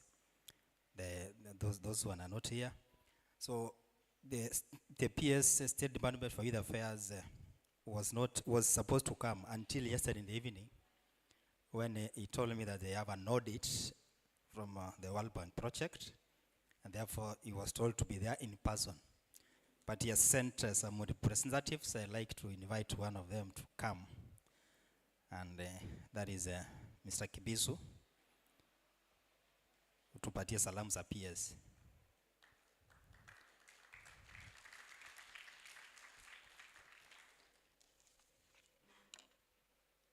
Good morning. As you've been told by our regional coordinator, I'm Kibisu Bernard. I'm an assistant director from the State Department for Youth Affairs and Creative Economy. I'm here on behalf of the Principal Secretary, State Department for Youth Affairs and the Creative Economy. As you've heard, he would really have wished to join us today, but due to other urgent and unavoidable state matters, he was not able to be with us today. They were actually supposed to be here with the National Project Manager, that is for Nyota, that is the National Youth Opportunities Towards Advancement, which we will be sharing about it. We will be sharing much about it tomorrow. But again, they were both held up and they were not able to be with us today. However, they both fully support this forum on Vijana and Blue Economy as organized by all the organizers and the sponsors. They are very grateful for this forum, and they have actually taken it seriously. That is why they decided, despite their busy schedule, to release representatives to be with you here. I've come along with another assistant director, Bwana Darius Olayo. Bwana Darius Olayo will also be giving you a few remarks. That is from the National Project Coordinator, Nyota. Now, the State Department for Youth Affairs supports actually all efforts that are geared towards ensuring that the young people are employed. And it is in that respect that it actually respects and supports such functions that are aimed at bringing out deliberations that are meant to enhance the employment of the young people. The State Department itself, it is actually rolling out, or it is implementing programs that are aimed at enhancing the employment of the young people. The programs are quite many, But as you are aware, we also have another session tomorrow where we will be sharing quite a lot about the programs that are being run by the State Department for Youth Affairs and the Creative Economy. And we will also be taking advantage of this forum so that we can share on how we can partner with some of the programs that we are learning, in particular Nyota, so that we can be able to see how best we can partner to enhance and improve the employability of the young people. Particularly this project we are talking about, Nyota, Mr. Darius will be talking briefly about it. Now, I've heard many people say that the young ones do not have skills, but the jobs are available. But we are all aware that among the many sectors we have in this country that can employ young people, now we have a lot of potential in the blue economy. And this project called Nyota is really giving a lot of emphasis on how the young people through the blue economy can get employed. So we will be sharing and see how can, for example, Nyota and other programs sponsored by the State Department for Youth Affairs can collaborate or partner to ensure that we are harnessing as much as possible from the blue economy, because that is where we actually have a lot of employment opportunities that have actually not been tapped to date.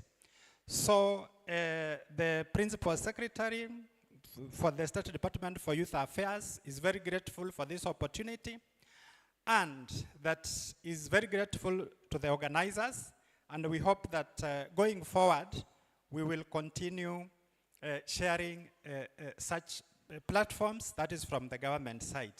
Otherwise, thank you very much for now. Tomorrow we will be sharing more. So thank you very much. You've had some of the briefs, and you've been told that tuko na programs. He has talked about Nyota. Nafikiria ni Nyota ya wapi? It's just a program, as you have said, called National Youth Opportunities Towards Advancement. It's a World-Bank funded project the tune of 20 billion for the next 5 years. Just like KEOP, I'm very sure that, and Vijana skills, the project maybe, and Vijana blue economy is also designed in the Nyota or the KEOP way. So what we're saying is that we're going to give out the skill to the young people. Now we'll also come to you, Waziri, utupatie nafasi ya vijana waende wafanye kazi. What we have done is that most of the young people talk about the certification and the documents of traveling. So they are talking about for you to go out and work, you must have a passport. So tomorrow we have invited the regional manager for immigration department. He will come here, and then maybe he will hear from you. He will tell us why does it take a lot of time to secure a passport when you have been given less than a month for you to secure, maybe for you to travel out of the country. So we have brought in the various actors whom we are going to task, and therefore from there now they can they can confirm, they can tell us what are we supposed to do. So Vijana sasa, hao watu wote mmewaona hapa, by tomorrow mmesikia kwamba we're here to learn and network. So that means you should ask them, ulisema hii tutaifanya aje? So you've been given an opportunity. So Mr. Layo, tomorrow you have a time to read in the blue economy sectors. Kuna hiyo course mumeambiwa like 2 weeks. 2 weeks. Then when we are going to design some of these courses, more especially the vocational courses, now vijana wanataka kupata hiyo skill, almost 35,000. Why can't we also plan, if we train them, like in Nyota, we train them that those who are willing to go and work, why can't you set aside some money for them to go and do it? Because you know that now the problem you've heard about from the statistics is about poverty levels and what. So that is what I want us, as we design most our programs going forward, we also see on how we can factor in the needs of the young people. So hapa sasa zile entertainment ziko wapi?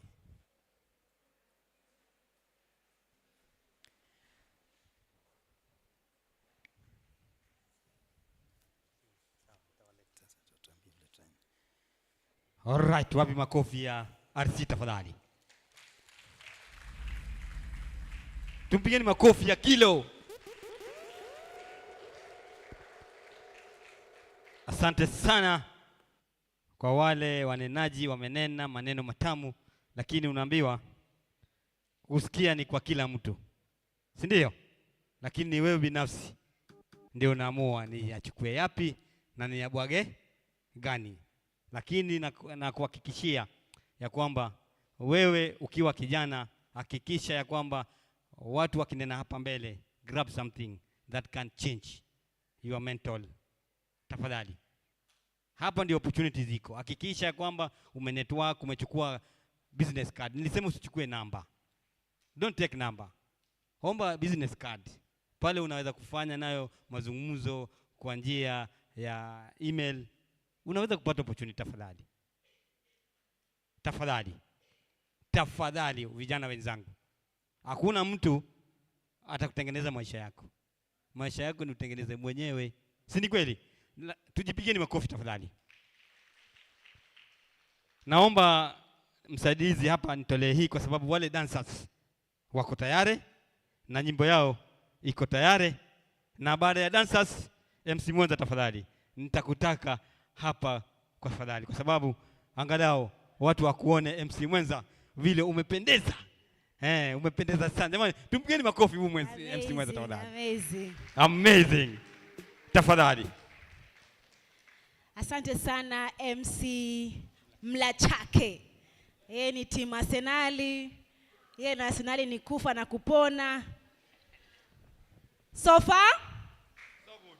So good? Are you excited? Mko na furaha? All right. So I want us to do a very quick activity, an activity that takes just a second before I invite a very powerful team on stage. So when I say Vijana na Blue Economy, all right, we want to state our theme. Are we together? So Vijana na Blue Economy, you say unlocking,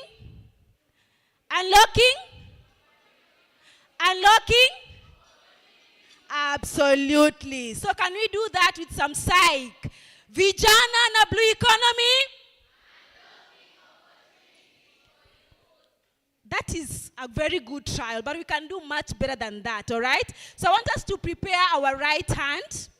Prepare our right hand. So when I say Vijana na Blue Economy, you respond with the theme and you make it louder and with some energy. Are we together? Vijana na Blue Economy. We've not done it well the way I want us to do. We are young, energetic, young people, right? We have all the energy. So let's do it once again. 1, 2, 3, go. Vijana na Blue Economy. Absolutely. And this meeting today is to help you unlock the potential that is in the blue economy. And all the speakers that have come on stage have highlighted the untapped potential in this field. So you have an opportunity to innovate, to create something positive for you that will earn an income. So right about now, I want to introduce this team the way they deserve it, right? Cindy. Okay, so we have an amazing team of young people with energy and vibrance. They go by the name Beats of Hope Dancers. So I want us to put our hands together and make some huge noise as we invite on stage none other than the Beats of Hope Dancers. Wapi kelele!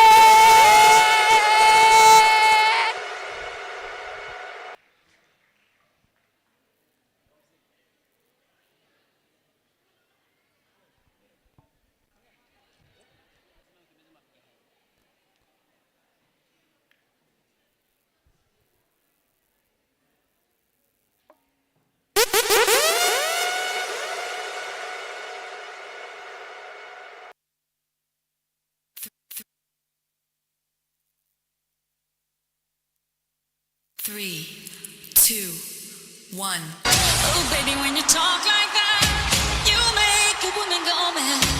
So be wise and keep on reading the signs of my body. I want tonight, you know my hips don't lie, and I'm starting to feel like that. Baby, let's go, let's go. Don't you see, baby, this is perfection. Baby, now I want tonight, you know my hips don't lie, and I'm starting to feel it's right. All the attraction, intention. Don't you see, baby, this is perfection. Kudade, nina dudeda, nina gana mwa, anamba nala, kudade, nina dudeda, nina gana mwa, anamba nala. Aya sava, itule, sanbonani, amba namba chita self-peteti, napila gana wena undani, ayu wana niti belfunani, ayu bezomi, sanbonani, amba namba chita self-peteti, napila gana wena undani, ayu wana niti belfunani, ayu bezomi,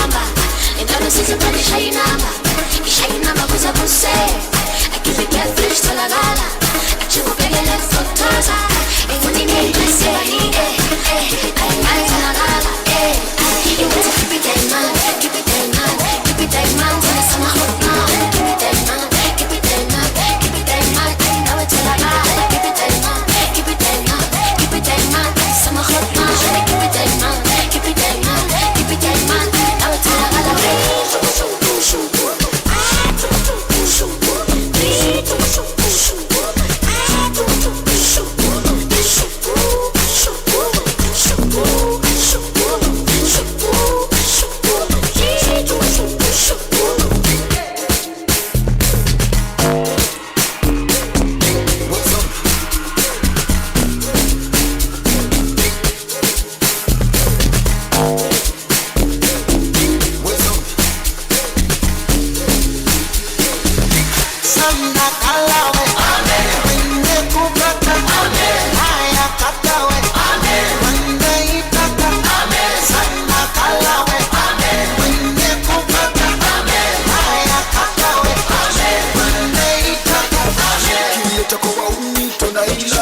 watoto kwa utamu gani hapo sasa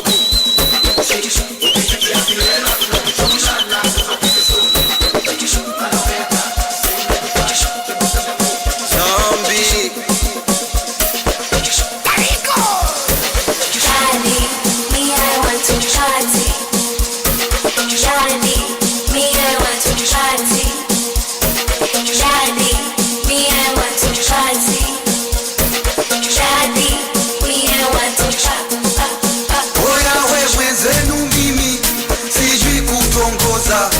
wakijipitisha na mwaga hela. Oya mwenzenu mimi sijui kutongoza, wakinifikisha na mwaga hela. Asante,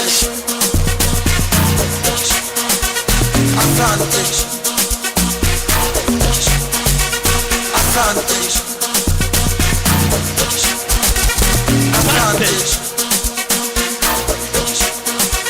asante.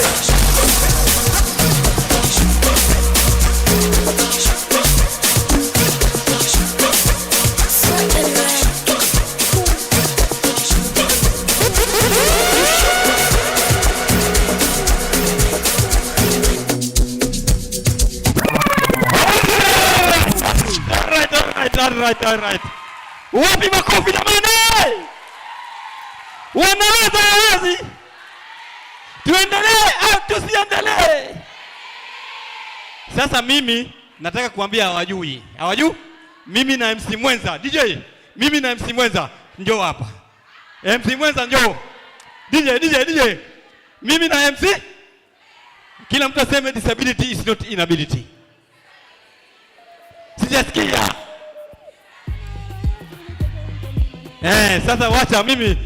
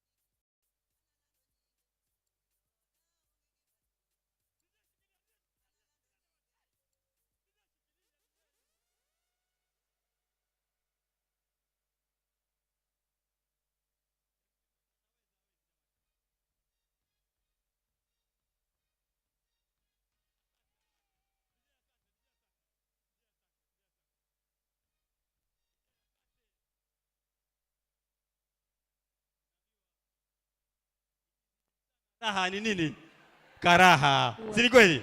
Tuache hapo ndio kila mtu kesho bado utakumbuka ule jamaa alikuwa mnoma lakini akifanya zaidi itakuwa ni karaha jamani. Naomba tumpigie MC Mwenza makofi tafadhali.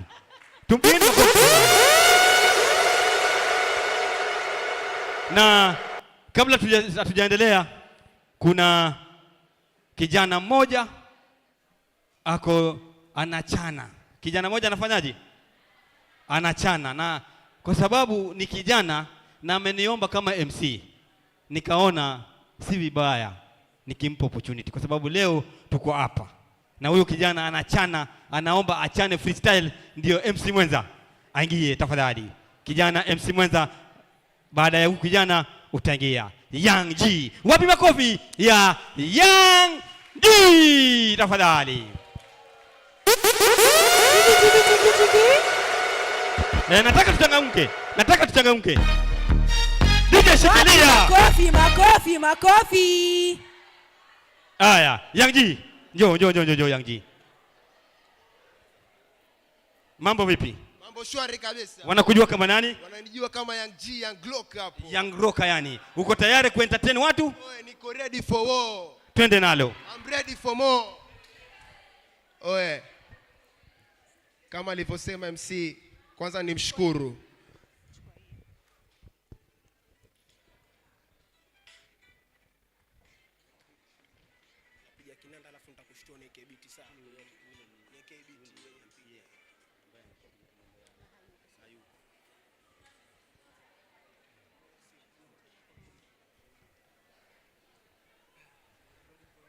Wakati Young G anajitayarisha, tafadhali moderator wetu msichana mrembo Madam Esha, hakikisha kwamba na wale watu wako tayari tafadhali, kwa sababu tutakupa nafasi ili waje haraka iwezekanavyo bila kupoteza muda, kwa sababu muda ni pesa. Muda ni nini? Ni pesa. Tafadhali Young G. Jo. Pull up. Hey, yo, DJ, let's do this, man. Milado. 6'4", my cheese.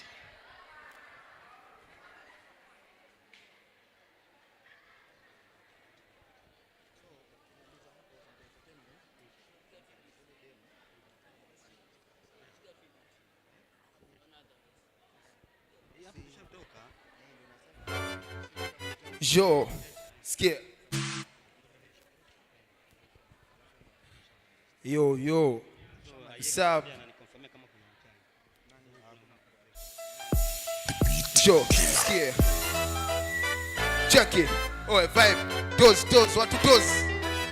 Oe, backbenchers. Nyinyi ndo waga msikie. Hii mtasikia. Check it. Skia. Na wasalimia, vipi muhali gani? Ninacho kuna nyuma ndo maana sina amani. Vijana tuna kazi, vijana kila kukicha ni jeuri kizazi. Fursa tunayo, tuifanyie kazi. Wageni na wazazi. Skia, check it, Apollo. Peace, amani, ndo tunaiombea. Hakuna kitu tuongopei, lakini kinachoniuma ndo maana sisogei. Na wale maasidi wope siwapi bei. Jo, check it. Yeah. Me, I don't care. Me, I don't fear. Cause I'm here to declare. For they come and skis like a player. To lose so rare. I'm the champ of the chair. Skia, Young G. Nimetoka mbali, sijabobea. Ninachoneka mbele ni kile nilichosomea. Wapi Zoom, wapi wale sote. Angalia wageni wangu na wasongelea. Young G, nipeni kelele. Punguzeni sana. Lakini chunga uko na wale pale klabu soda yako na mchele. Sisemi sana maana nishatangulia. Walotufikia walidhani tutafika. Nisharauka ila umekesha. Silani hatua na kila tua dua. Sana Mombasa na wapa salamu. Nataka na darasa afike kukosti aone tunavochana. Usiku si mchana, usiku kila wakati huku kwetu tunabana. Tunavoishi sidhani kama napenda sana. Na wasalimu sana. Oe DJ, nashukuru sana. Asante sana. Wapi makofi jamani? Wapi makofi ya Young G tafadhali? Wapi makofi ya Young G tafadhali? Anasema msiseme sana, usiku si mchana, mla chake anakula vyake. Jamani, nipeni makofi tafadhali. Nipeni makofi tafadhali. Asante sana. Mimi kabla sijamleta MC mwenza tafadhali, niko na hombi. Mimi mkiniona hapa mbele, mimi ndio rais ya watu wenye ulemavu katika kaunti ya Mombasa na vile vile champion of inclusion and mainstreaming. Na naomba chuo hiki yetu hapa mbele, ukitaka kufika hapa mbele ni pagumu sana kwa mtu mwenye ulemavu. Naomba profesa wetu hakikishe ni njia ipi itatengenezwa karampu ili mtu mwenye ulemavu pia anaweza kuja hapa mbele angalau azungumze na watu kwa urahisi. Hata kama kuna nyimbo anaweza kuimba. Tafadhali hii, hata kama kuna sponsor anaweza sponsor madam, sponsor hapa ilitengenezwe ramp, kwa sababu ni lazima walemavu pia wasome hapa ndani. Kweli si kweli? Kweli si kweli? Sasa hiyo ni hombi, na natumai kwamba next time when I come back nitaona mabadiliko. Tusemeni inshallah. Tusemeni inshallah. Safi. MC Mwenza.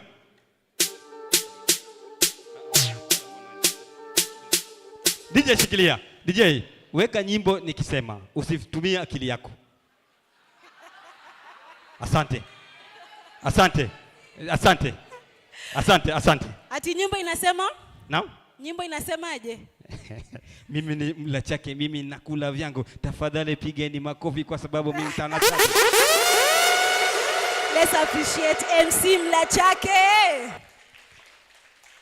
Amazing. So far so good. We appreciate you for your patience and we are moving on swiftly.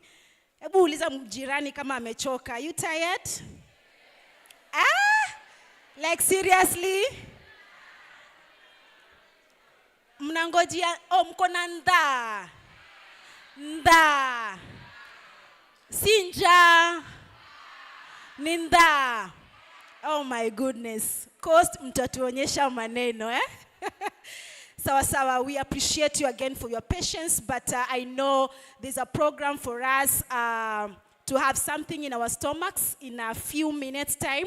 But before we go for that short break, we have an amazing session that is about to come. And this session is a panel discussion.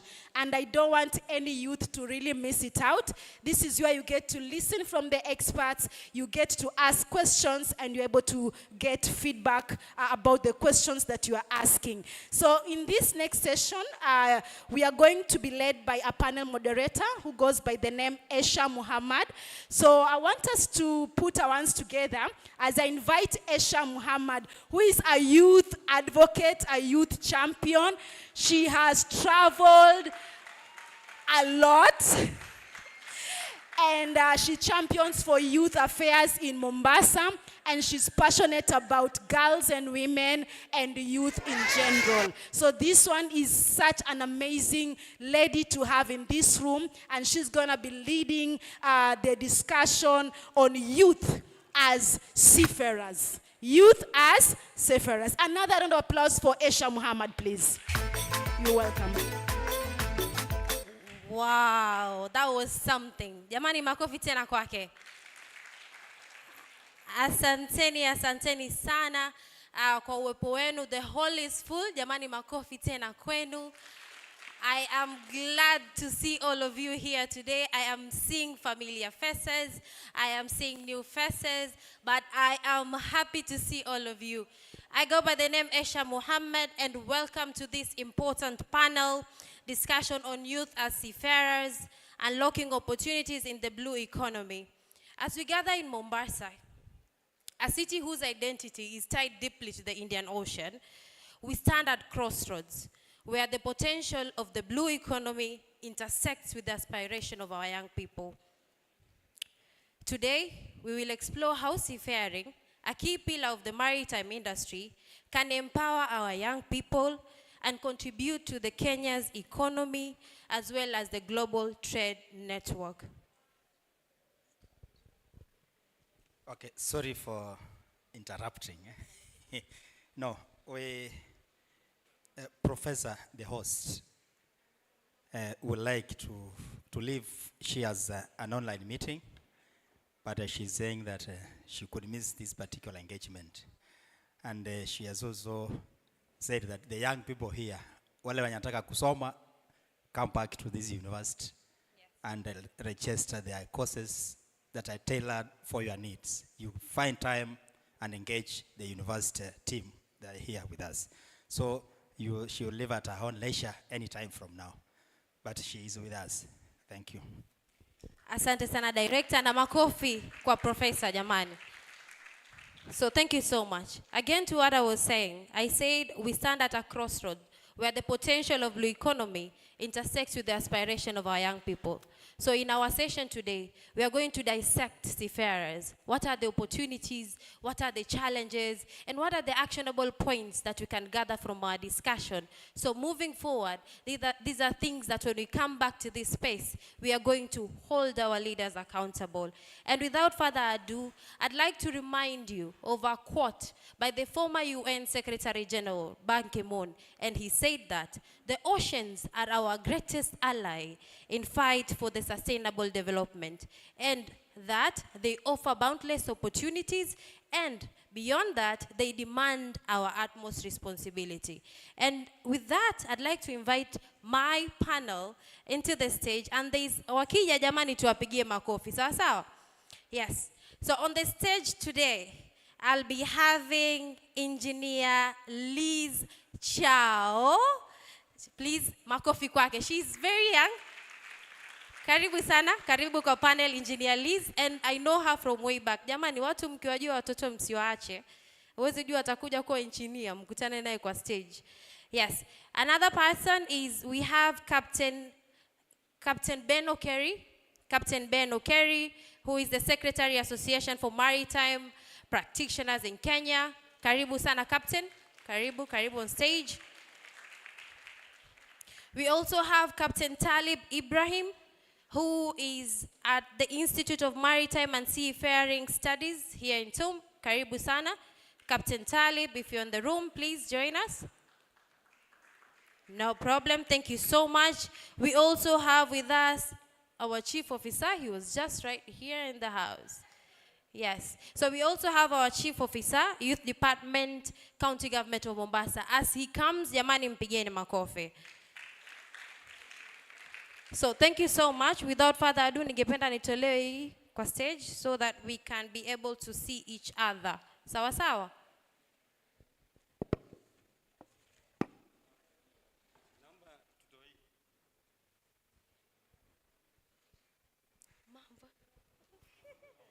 I'm fine, how are you? You have a mic? Yes? No, just general questions. Don't worry about it. I believe you can answer. I believe you can answer all of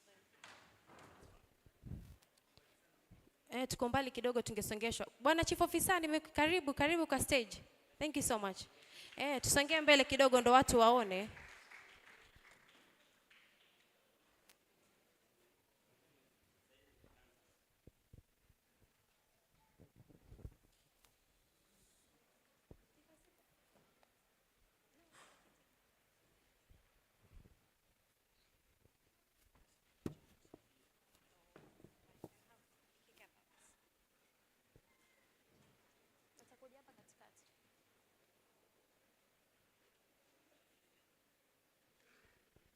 This should be yours.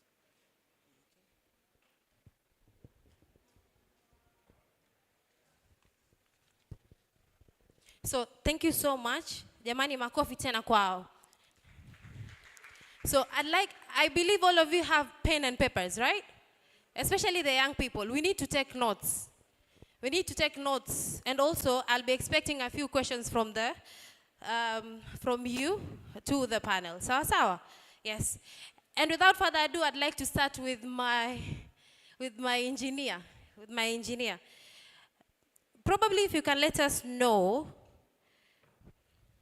if you first you can help us define blue economy. And I think that was a question that was thrown at the stage right before we came here. What do you understand, or how do you define blue economy, seafarers in totality? What you yourself, how has your journey been to be to where you are currently? What have been the challenges? Would really like to know, especially as a young woman and also as a young person from Mombasa. Please tell us. Okay, hello everyone once again. So my name is Lizzie, as Esha has said. And as of now, I recently obtained my license. That means I can work on board as an engineer. So first of all, you can clap. You can clap. To define blue economy, there's a lot of definition. Everything is true. It's about creating opportunities while using the ocean resources at the same time creating opportunities in a sustainable way. So my journey started way back when I was in high school. We usually have career days. And at that time, we were shown a video of Liz Marami. I'm sure most of you know her. If you don't know her, you can find her online. She inspired me to take up this course. So after high school, I joined the university at JKUAT. I did 5 years engineering. And in this course, if you want to become an officer, you have to do a C-type of 12 months. But it was a challenge for me, so I went to another field. And in 2023, I came back to marine engineering and I did my cadetship. That's why I got my license recently. So what I can say, seafaring is a very lucrative job, but for now, we have some challenges, especially maybe for the youth or the people who have graduated, especially in the technical department, because you have to do an internship, which we call it cadetship. And for you to do that, you have to be on board a ship. That is the gap which we have, because the rate of which people are graduating is not the same as they are being absorbed in the market. So that is what the government is trying to solve, and I hope maybe in time they will solve. I forgot to define what a seafarer means. A seafarer means is a person who works on board. So on a vessel, it accommodates every kind of, every kind of job opportunities, especially in a cruise ship. You can work either in the hospital department or in the technical department. So on the technical department, we have the engine department and we have the deck department. Deck department is where you find the captain and the officers. In the engine department is where you find the engines and the officers. And in the hospitality team is where you find the cooks, the waiters, and so on. Thank you. Jamani, asante sana. Jamani, clap for her. I think she has tried really well to define for us what seafarers are as our point of discussion today. I'd like to take it to Captain Talib, and probably you could tell us who you are, and maybe a question to that as well is, if you were not a captain, who would you have been? But then again, to my question, is she has said some of the challenges, and we know, I think in June this year, we had the PS Maritime and Shipping saying that there was an MOU, actually, not there was, an MOU was signed between Kenya and South Korea, alluding that kutakuwa na kazi kwa vijana. So then, how do you assess the current state of maritime education in Kenya, alluding to her challenges? And are there any innovations or progress that have made so far? Because he even requested that the National Assembly to try finance that sector. Thank you.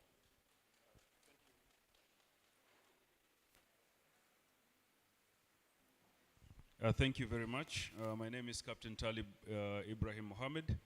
I'm the Director of Maritime Programs, Maritime and Seafaring Programs in the Institute of Maritime and Seafaring Studies at the Technical University of Mombasa. The institute is a specialized institute which is mandated under the strategic plan of the university and its vision to train maritime practitioners and seafarers. Has already been defined before, seafarers, and also we are also affiliated with the Department of Hospitality, where those who will be completing their hospitality training will now come to the institute to do the basic safety training for them to be able to work on board cruise ships.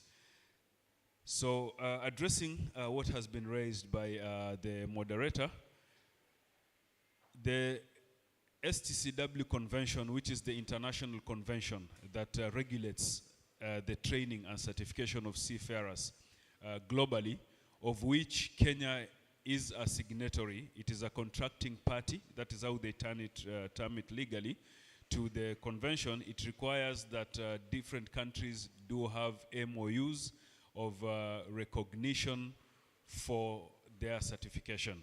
So therefore, it is a good step that Kenya has signed the MOU with South Korea. However, it will take a little bit of time for that MOU to work. because in our case and our legal system, we are what we call a dualist nation. So some things must pass first through the legislative organ of the country, the National Assembly, for it to be implemented. But with that, there will be opportunities. One, Korea has a deficit of seafarers, and especially with their fishing fleet. So also within the same breath, the Technical University of Mombasa, under the Institute, is also working on developing programs that are acceptable internationally, which will comply to what we call the STCWF. So that is the standards of training, certification, and watchkeeping for personnel on board fishing vessels. So we have two STCWs. One which is the mainstream, one that everyone knows. However, there is another different international regulation for those who are working on board fishing vessels. So also that will be under the Institute. For the outlook of employment opportunities, one, when you train and be certificated under the STCW convention, you will most probably work outside the country. You will most probably work internationally. And even if you work within the country, the shipping fleet of your own country, you will always be an internationally employable person. Why? Because once you hold the certification under STCW convention, all other countries have accepted to that convention, and therefore you'll be able to work on board ships. For example, myself here and Captain Ben, we are Kenyans, yes, but we have not been licensed by the government of Kenya. I myself have been licensed by the government of Egypt, and I have never stepped on board a Kenyan registered vessel, and I've never sailed around here, but I'm internationally employable. I can work anywhere with that certification. Makofi jamani. Nice. So this training is an internationally recognized training for seafarers. You can work anywhere.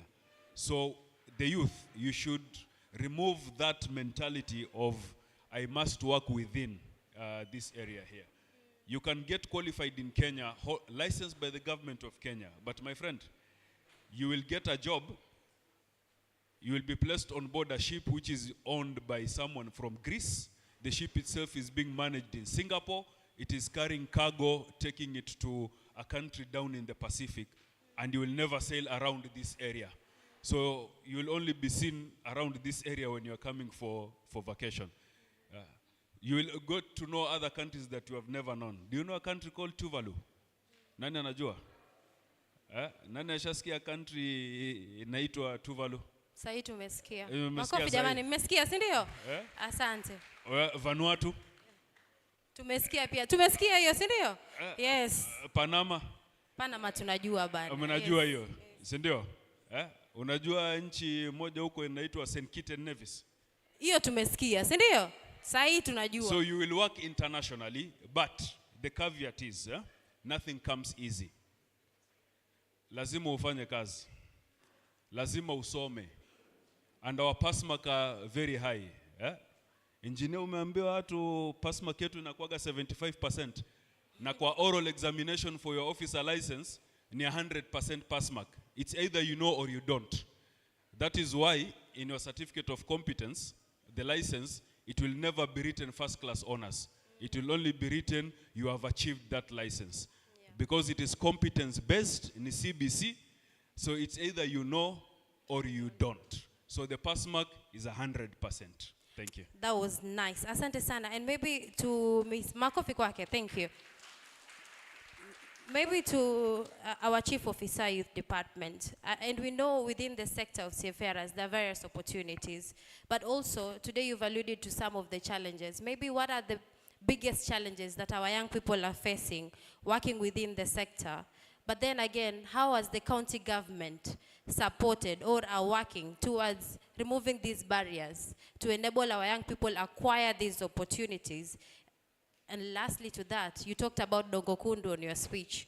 How are we preparing these young people to get access to those opportunities? Thank you.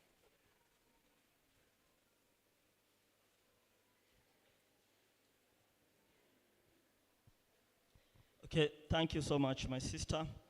First of all, I wish to introduce myself again. My name is Amisi Juma Kurichwa. I'm the County Chief Officer in charge of Youth, Gender, Sport and Social Services. And I also wish to explain the role of a Chief Officer because I believe some of you, they actually don't know who is a Chief Officer. A Chief Officer simply is an accounting officer. Is the person in charge of the finance function and the human resource function on behalf of the department. Is a person who facilitates the running and the business and the function of the government in that department. So that is a chief officer. And that position is equivalent to the principal secretary in the national government. So in county government, we are called the chief officer. In the national government, they are called principal secretary. Thank you very much.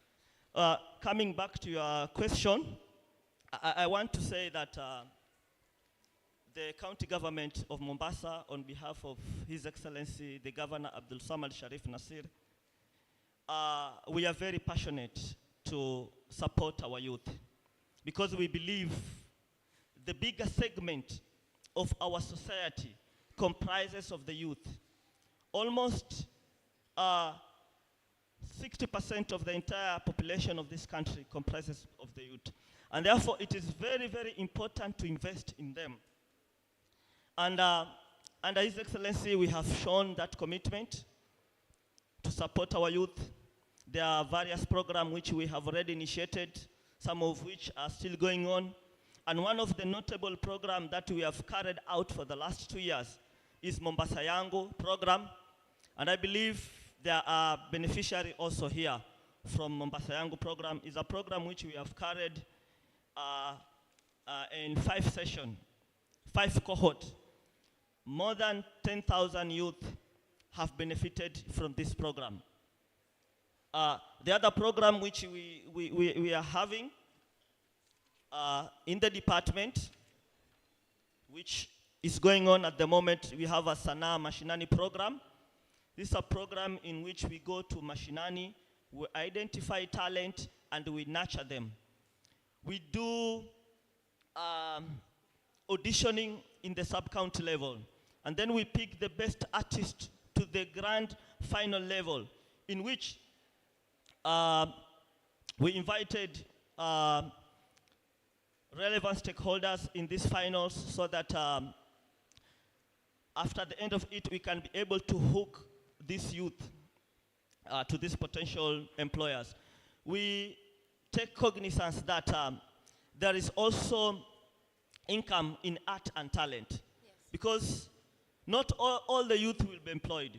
Some of them have been bestowed with talent by God. And therefore you cannot force him to do something which is not in his heart. And therefore we have to promote. So Sanaa Mashinani is one of the programs which does that. And at the end of it, we have a mentorship and training program whereby we will mentor these artists. We will train them on how to monetize their artistic skills and talent so that they can be able first to penetrate the global market. There are those youth with talent, but how digitally can they be able to promote the digital market?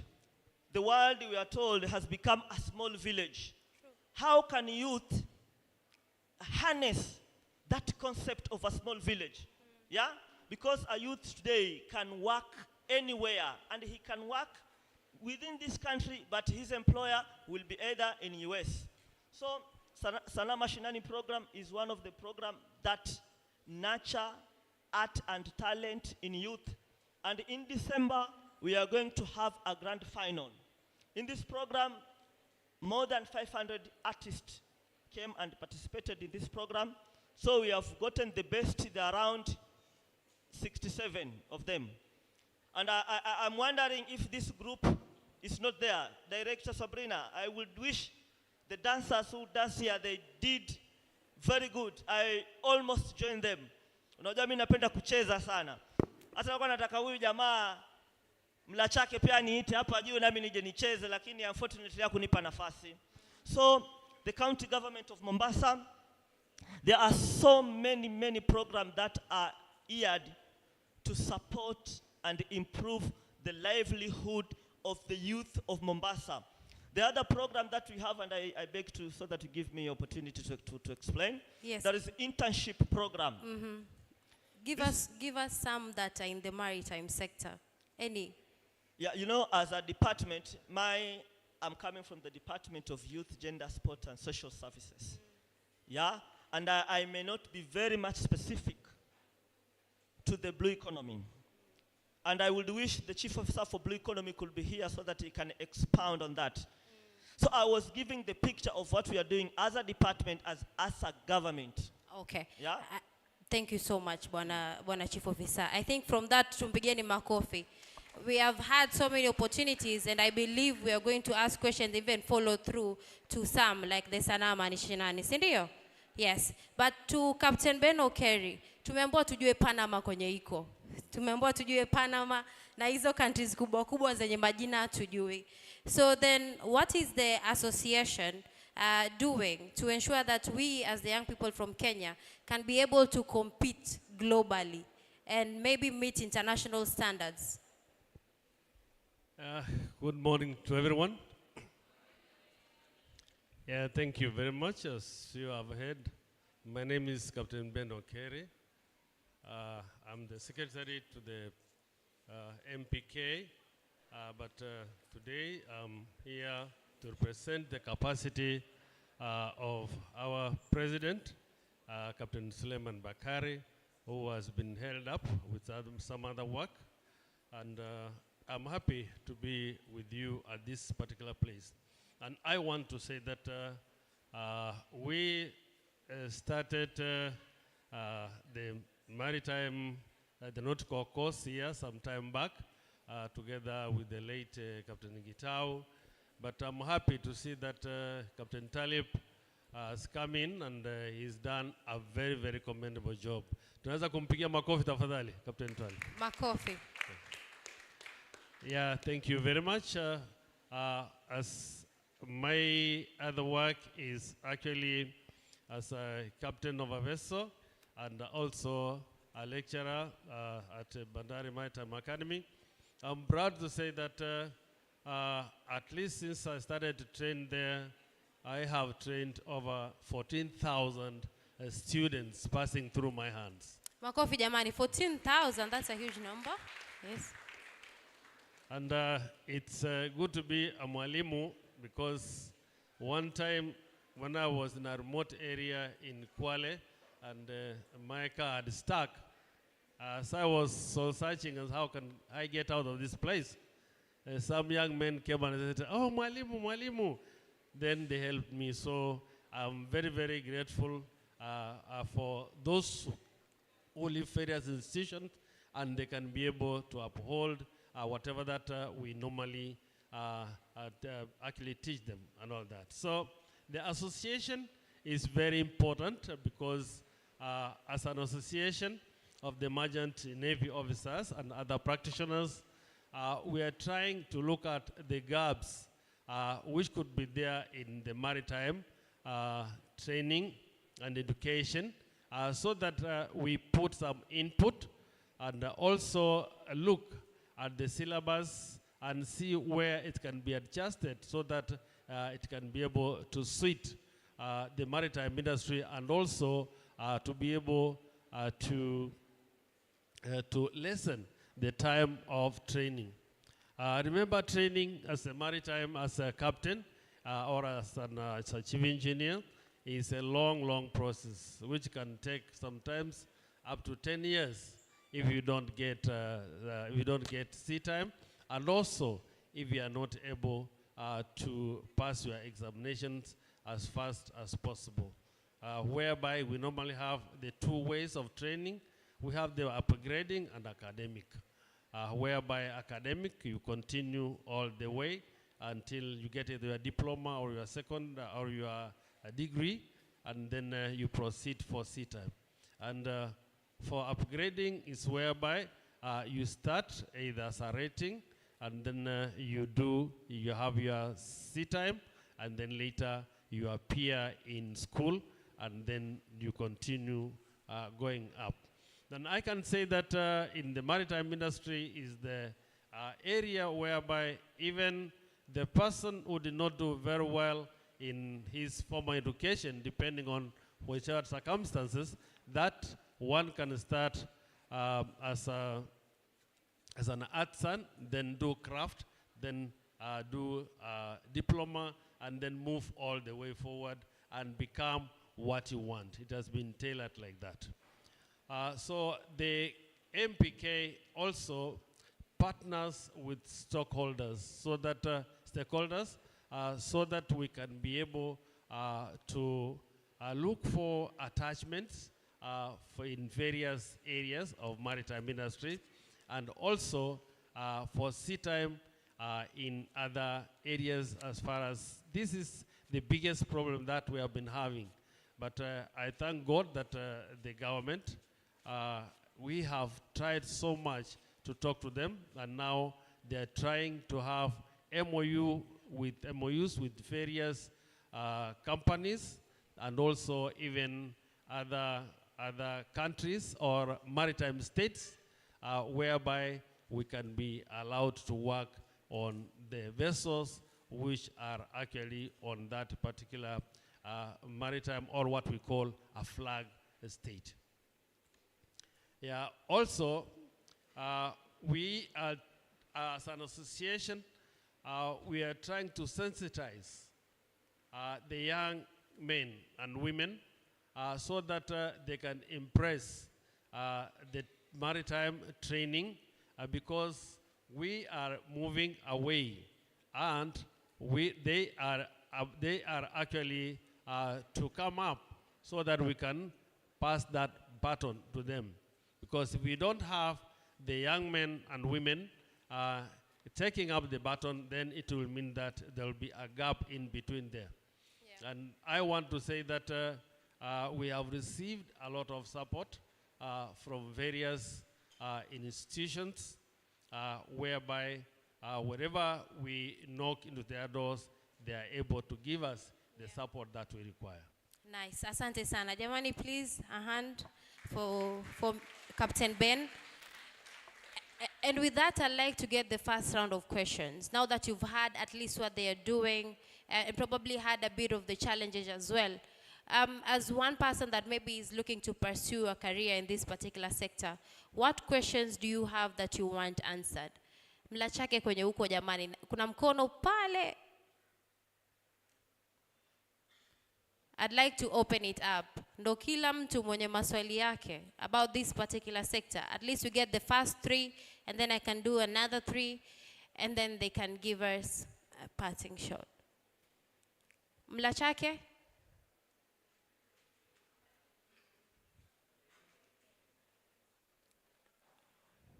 Shika kiongozi. As we wait for Mlachake. There was a hand over there.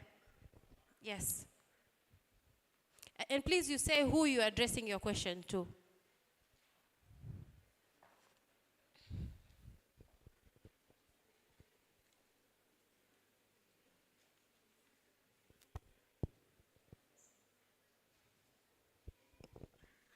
Yes?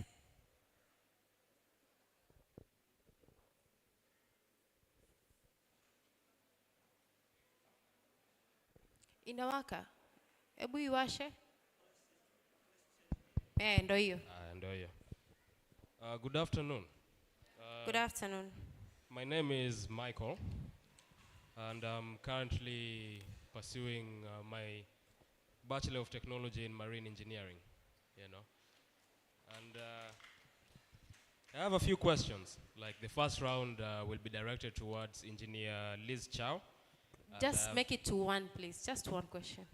Just Thank one. you. Just 1. Sasa acha tuchague ile mzuri. Okay. Engineer Liz Chow, like you said you took your program at JQuat, which lasted you 5 years. Here at TUM, the program lasts 4 years because it's Bachelor of Technology instead, right? And at other institutions, they offer diplomas, which go for 2 years. So for you to be certified as a marine engineer, like which one would you recommend someone to take? Because I've heard that the degree you graduate with does not necessarily matter at the end. Asante sana. I think Liz Chow will respond to that. We can get three. There is a hand at the back. Kiongozi at the back. The back. There is a lady. You can raise up your hand or kuone. Yes, there. Which one? Which one would you prefer, Liz Chow? Please have it. It doesn't matter.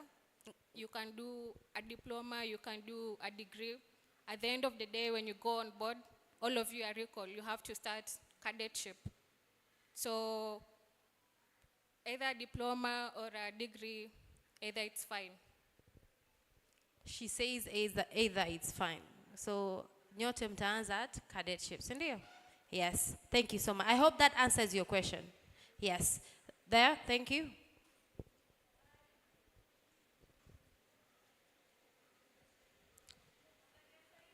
Atukuski, Iwashe, please. And also remember, seafaring is not just about kuwa captain. There are several opportunities to meambiwa. So you can open it up to as many as possible. Yes. Meshindaje? Hatujambo. Ningependa kuuliza, okay, sijashika majina vizuri, but anyone anaweza nijibia hiyo swali. Juu tumeongelelea production opportunities kuhusu marine na sijasikia any question about preservation of where our ships zinahaba, or like juu tumongelelea pia fish markets, and fish markets cannot happen if production is low. So I wanted to know, do you deal with protecting the oceans, the rivers, wherever you... Yes, thank you. I think Captain will respond. Captain Talib can respond to that question. And there is a hand over there, right in front of you. The lady.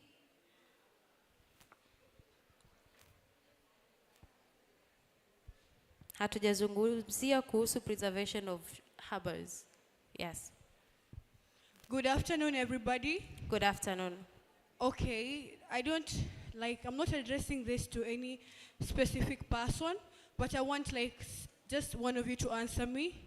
So I would love to join a cruise ship, but not necessarily be a captain, of course, but since I did hospitality, be in that venture. So I've been applying to several cruise ships, but I realized that I'm getting rejected. So I just wanted to know, what are the steps I need to take for me to be accepted? Thank you. Thank you so much. I think that can be addressed by Captain Ben. Yes? Yes, thank you so much. We can take one more, yes? The gentleman with check shirt. Yes, I am Daniel. Thank you for this opportunity. My question is to Captain Ben. We have talked about cruise ships, and we know that cruise ships mostly they are for passengers. Now my question is concerning on cargo ships, cargo vessels. So we have oil tankers, yeah. So the documentation needed to join cruise ship passengers is the same needed to join cargo ships. That is my question. Thank you. Thank you so much. Allow us to respond to the three questions. So we have one on the preservations of our ships, how that place look like. I think that will be responded to by Captain Twalib. If you can start us off. Yeah, thank you very much for the lady who asked the question. One of the fundamental issues that is being addressed by international conventions is protection of the environment, especially the ocean environment. So I'll try to summarize, but it is a very wide discussion, but I'll try to give clear pointers.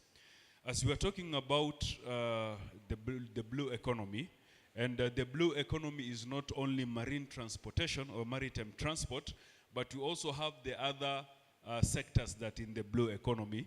We have fisheries and aquaculture, we have ports and harbors, we have maritime transport, we have the extractive industry, which is oil and mining in the sea. We also have other offshore industry in the ocean itself. We also have the fisheries, which is now fishing vessels operating at sea.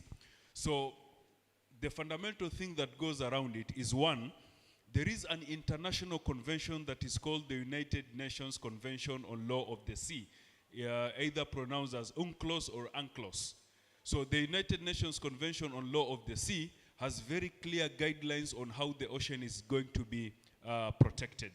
It covers from the jurisdiction of a country, is the law of the country that is adjacent to the sea, how it is going to deal with cases of marine environment pollution, how it's going to deal with ships which engage in piracy, how two states are going to interact with each other. And also, there is what we call the International Convention on Prevention of Pollution from Ships, which is called the MAPOL Convention. So for us, when you are operating the ship, every single day we have to abide by the convention, which is preventing pollution from ships, the MAPOL Convention. That is why a ship must carry systems that will prevent pollution by oil.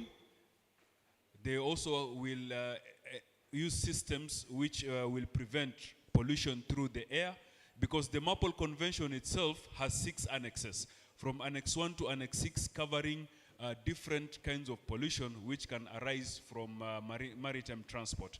That is pollution from oil, pollution from other substances which are being carried as hazardous in nature in packaged forms. We also have regulations in terms of pollution from sewage, from ships, from garbage, and also from air.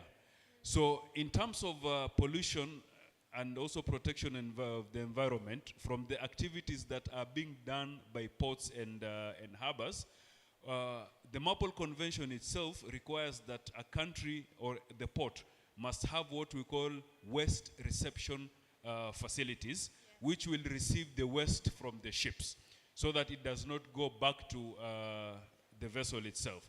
Then also, in terms of preventing also insecurity, another thing, not only pollution, but insecurity, which might arise to pollution or degradation of the marine environment. In the harbors, we also have the International Ship and Port Facility Security Code, which is part of the International Convention on Safety of Life at Sea, which will also determine and regulate how we are going to interact in terms of security. We also have regulations that come in when it comes to mining and extraction of minerals from the sea, which is also covered in the United Nations Convention on Law of the Sea. So our main challenge is not the absence of the laws, but our main challenge is the resources that are required to implement those regulations. And by the way, they are all international regulations. However, the international regulations do allow local regulations, whether port or national regulations, but they should not conflict with the international regulations. That is why we have a process which is called domestication of international laws and conventions into the laws of the country. Kwa hivyo shida ni implementation. Na probably that could be the reason. Na pia ameongezea, the problem is around the finances, around the something. So then our leaders, I think we should continuously hold them accountable in regarding to implementation of laws, existing laws. So, yes, we had 2 questions to Captain Ben. The lady has tried to join cruise ships, and I think that inapatikana na watu wengi, si ndio? Wanajaribu sana kujoin cruise ship, wanaona opportunity, wana apply, lakini hizo rejections zimejaa. What could be the problem, and how could that change for them? And then the other one was around cargo vessels and documentations needed on the same. Yeah, thank you very much for that question. Indeed, we have experienced some rejections, but also it depends on which post you have applied for, and also whether you are qualified for the same. And also depending on the experience that you have. So if you have worked maybe in the hotel industry, you also need to attach end letters or testimonials to indicate that you have worked in a particular area for a certain period. They also have some criteria of maybe as to how many years you have worked in a certain area. But I also want to say that especially you can also take an opportunity to be able to work. You can even frontier as an intern in especially these 5-star hotels and other hotels because that one can give you a quick way of getting a job. But however, we have also tried to, we also have, the agents who normally employ or mediate for employment. You can identify some. If you can, let's say for example, go to Kenya Maritime, KMA, Kenya Maritime Authority, you can be able to get the approved agents who are doing crewing. And also we have some other groups which have actually, which are doing voluntary work led by Philip Makio at the Swahili Port. Sometimes there's some induction courses that you need or a mentorship that you need so that you present your application, probably it could be considered. But having said that, still you don't give up. If you don't, you're rejected or you're not, let me say, if you are not lucky in one company, don't give up. You can try in other companies also, whereby you can be able to get the opportunity. If I may go, also, anyway, it depends on, as I said, it will depend as to which course you have done in relation to the job that you have applied for. So apply a job which is related to the papers that you have, then it could be easier for you to be considered. I want to answer the second question about, okay, most of the people are going to the cruise ships. Cruise ships have actually become a hot cake in town because one cruise ship can take about 1,000 or to 2,000 workers working there. So that is why you can see that the cruise ships are leading in the front. And I want to thank the Kenyan seafarers working on these ships. The feedback we get back is that they are doing very well. And also, we are able to speak English. And we are also able to understand what the people that you are dealing with actually can be able to understand. That one has given us upper hand, and let us continue that way. Also, it's good if we can learn other languages, like maybe German, like maybe French, or even Finnish. Yeah. The other day I was in Finland where I went to do a course. I tried also as an ambassador of the young men so that we can get employment. I picked some few contacts which I'm gonna give out. But another hindrance which is there is that you need to be able to speak Finnish, the Finnish language or Swedish language. Yeah. So if you can be able to learn some of those languages, probably you can be on the upper hand to get these jobs. And please, never be discouraged, never give up. Seamen never give up. Seamen never give up. And I think maybe to highlight what he has said is, one, probably your qualifications. They are looking for something else maybe you did not get or did not have at that particular moment. The other one which was crucial that I had is get an agent, someone that can support the process as well for you. But also, don't give up. Rejections are redirections. Never give up on that. Continue if that's your passion. But also very important is check on languages. Learn other languages. Beyond English, go do German, go do Finnish. You already said the opportunities in that sector. So please look at that. I'll take two more questions. Two more questions. There was one more question. Okay, as you answer to that, maybe we can take the two and then you respond. Yes, two more questions.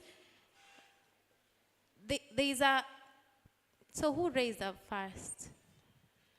Okay, so the one that caught my eye, the lady in the maroon. Yeah, thank you very much. We also have other cargo ships, yeah, like the container ships. We have the reefer ships, which normally transport frozen items. We also have tanker ships, which are also transporting oil and other fluids and chemicals as well. And we also have the fishing trawlers, which normally fish in the deep sea areas. These other vessels, it depends also. You need to have the prerequisite qualifications for you to be able to work in those vessels. So you need to have a rating certificate, and then also you need to have the certificates like the PSRB, whereby you can be able to maneuver the boats. If, let's say, you go to the passenger vessel and when they are going out, you can be able to take them out. And also on the tankers, you need to do other courses which are related to tanker ships, like the advanced firefighting and other courses which are actually available here at the Technical University of Mombasa. Thank you. Thank you so much. Again, you've had points that you can pick. The one that I took for me is you need to do the firefighting course. Please add it in your certification. So, makofi kwa captain. Asante sana, captain. I am doing this so that we can at least get many of you get your questions answered. Sawa sawa? Yes, yes. Good afternoon. No. Wash your mic.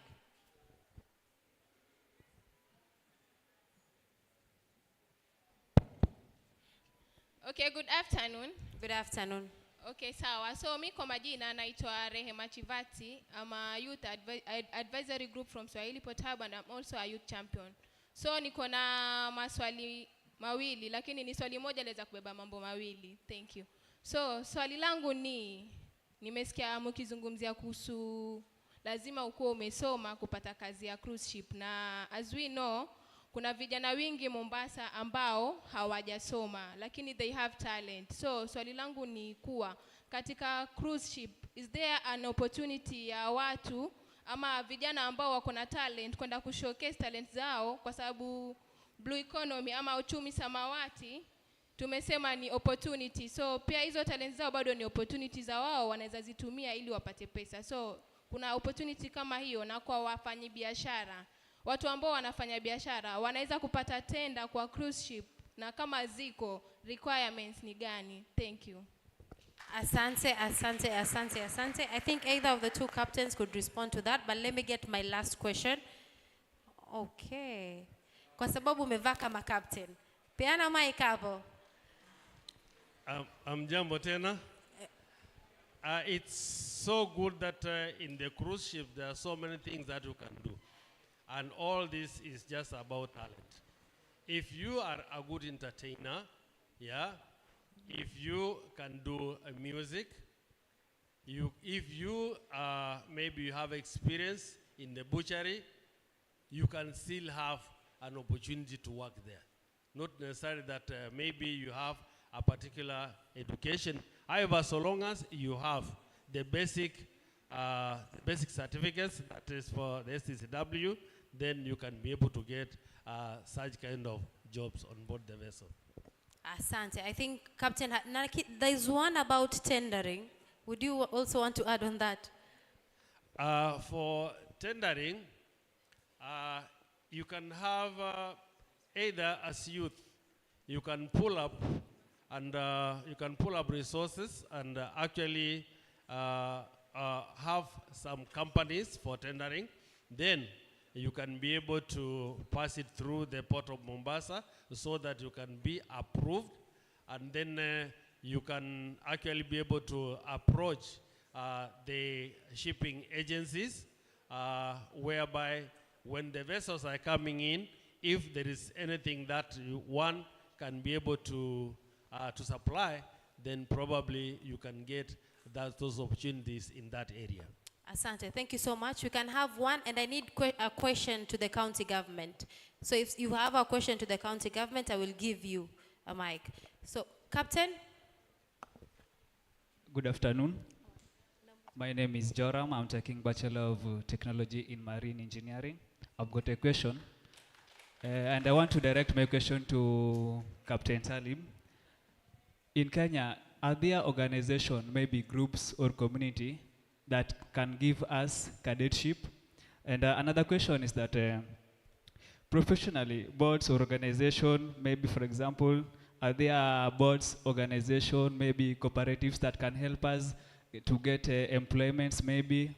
Are there maybe a program that can help us as graduates, maybe as engineers to come? Or are there guarantors that we will get employment? Thank you so much, Captain Talib, that is yours. I want one to the county government. Yes. No, the gentleman with the black shirt. Good afternoon. Good afternoon. Well, I'm Victor Malingu. Well, I had a question to the captains and also to the county commissioner. I was asking about the STCWF. Okay, I heard you were speaking of the MOUs that were signed, but when are the classes going to maybe start, the date and the duration, maybe when you are going to learn the duration of hiyo masomo, yani acha niseme kwa Kiswahili. Duration ya hiyo kusoma hiyo STCWF. Alafu kwa county commissioner, county government. Okay, about the internships.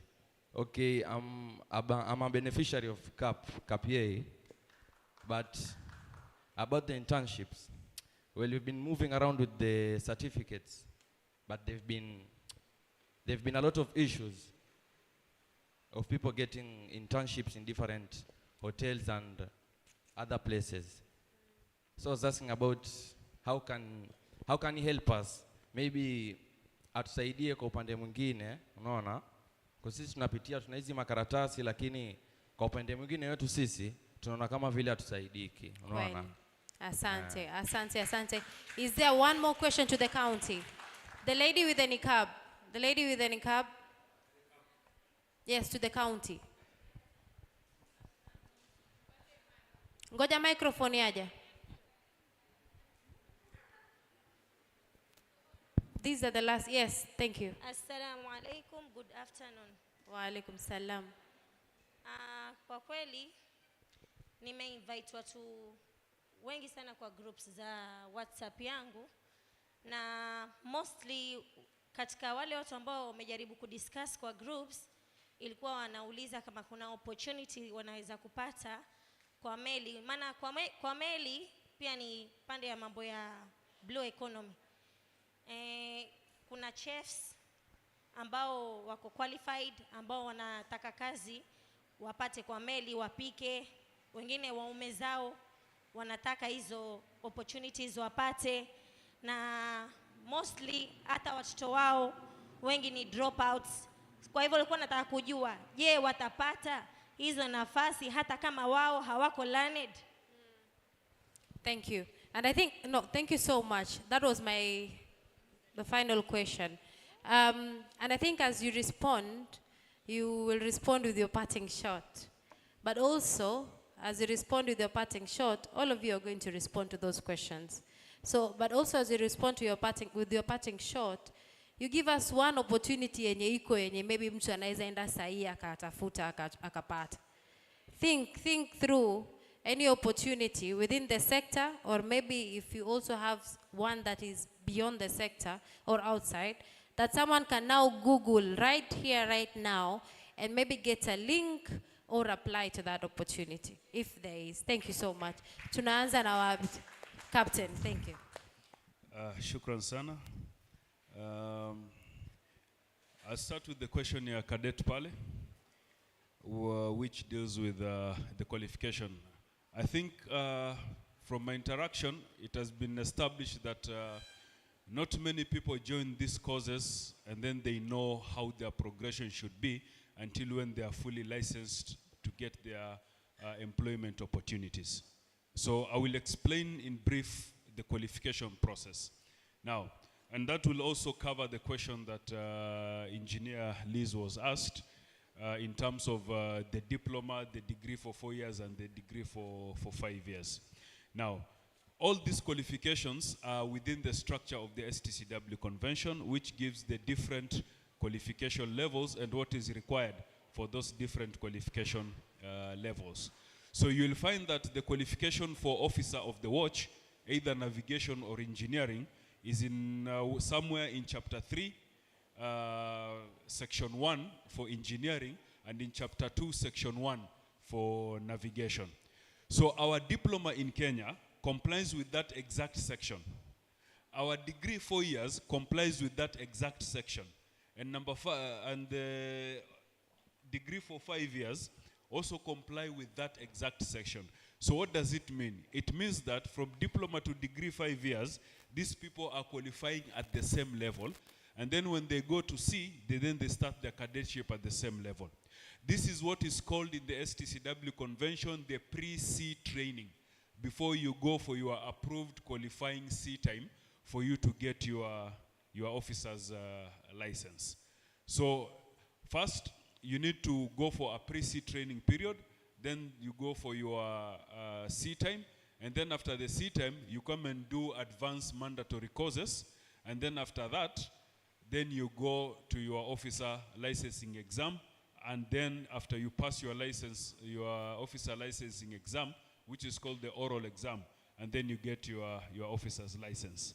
Then, there are people who will not go through the degree. Wale ambao kidogo masomo sio talent yao.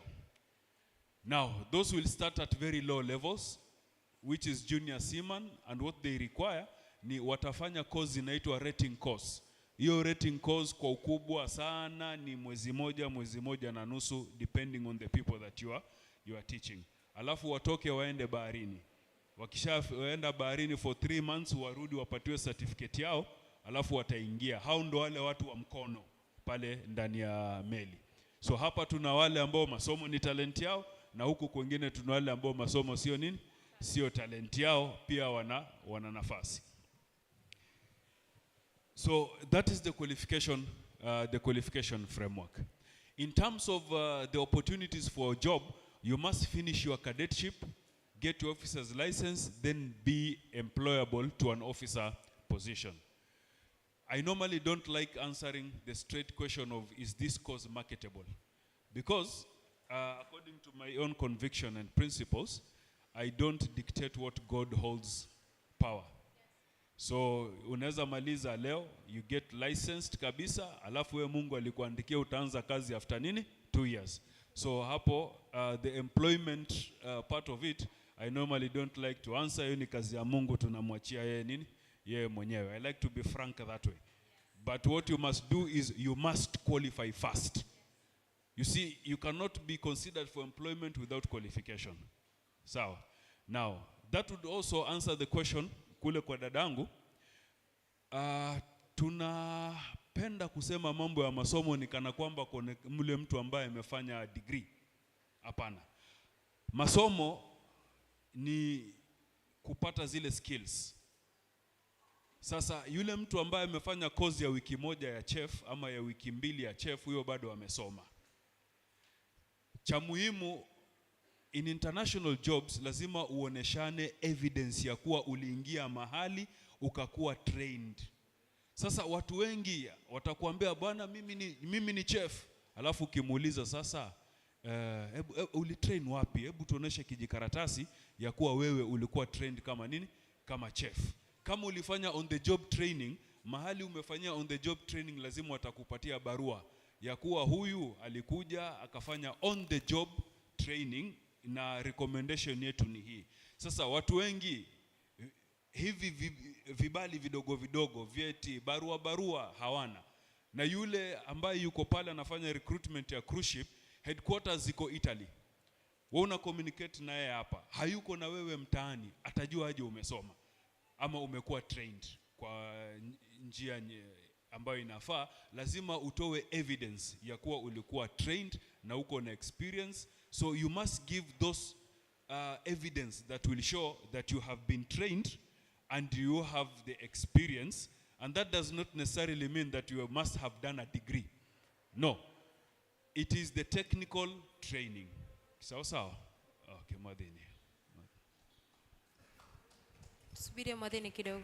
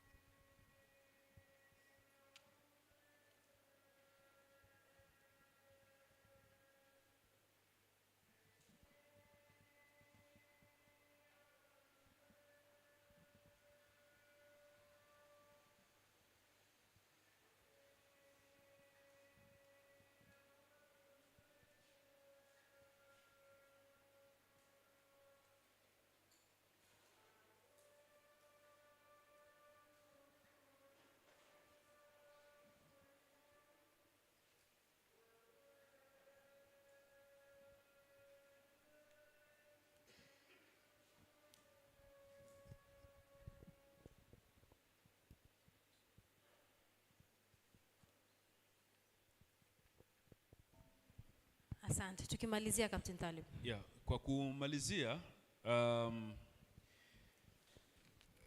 opportunities zipo na CS Manning International wanafanya walk-in interview right now in Nairobi hii wiki nzima. Sasa kwa kugusia yale huyo mdogo wangu amesema, STCW basic safety ni kibali tu ya kukupeleka kwa meli. Lazima ukuwe na ujuzi nyingine ndo upate na STCW upande kwa meli. So the STCW basic safety certification is only like a ticket for you to be employed on board. You must have any other skill which is relevant to the ship or to the operations on board the ship. So in the Institute of Maritime and Seafaring Studies, we have looked into all that, and at the moment we have all the necessary short courses for tanker, oil, chemical and gas tanker cargo operations, which will enable you to work on board tankers. We are working on getting the other approvals from the Kenya Maritime Authority, but most important also to touch on my sister there, we are also in close contact with our hospitality department here, whereby we are now developing the ship's cook certificate, which will enable one to work on board a ship. And that is, the issue is that that certification must comply to the International Labour Organization regulations and also the Maritime Labour Convention requirements. So we are working on that. However, I would like to give an appeal to the Chief Officer Youth that you need to support us in this. We only rely on government capitation.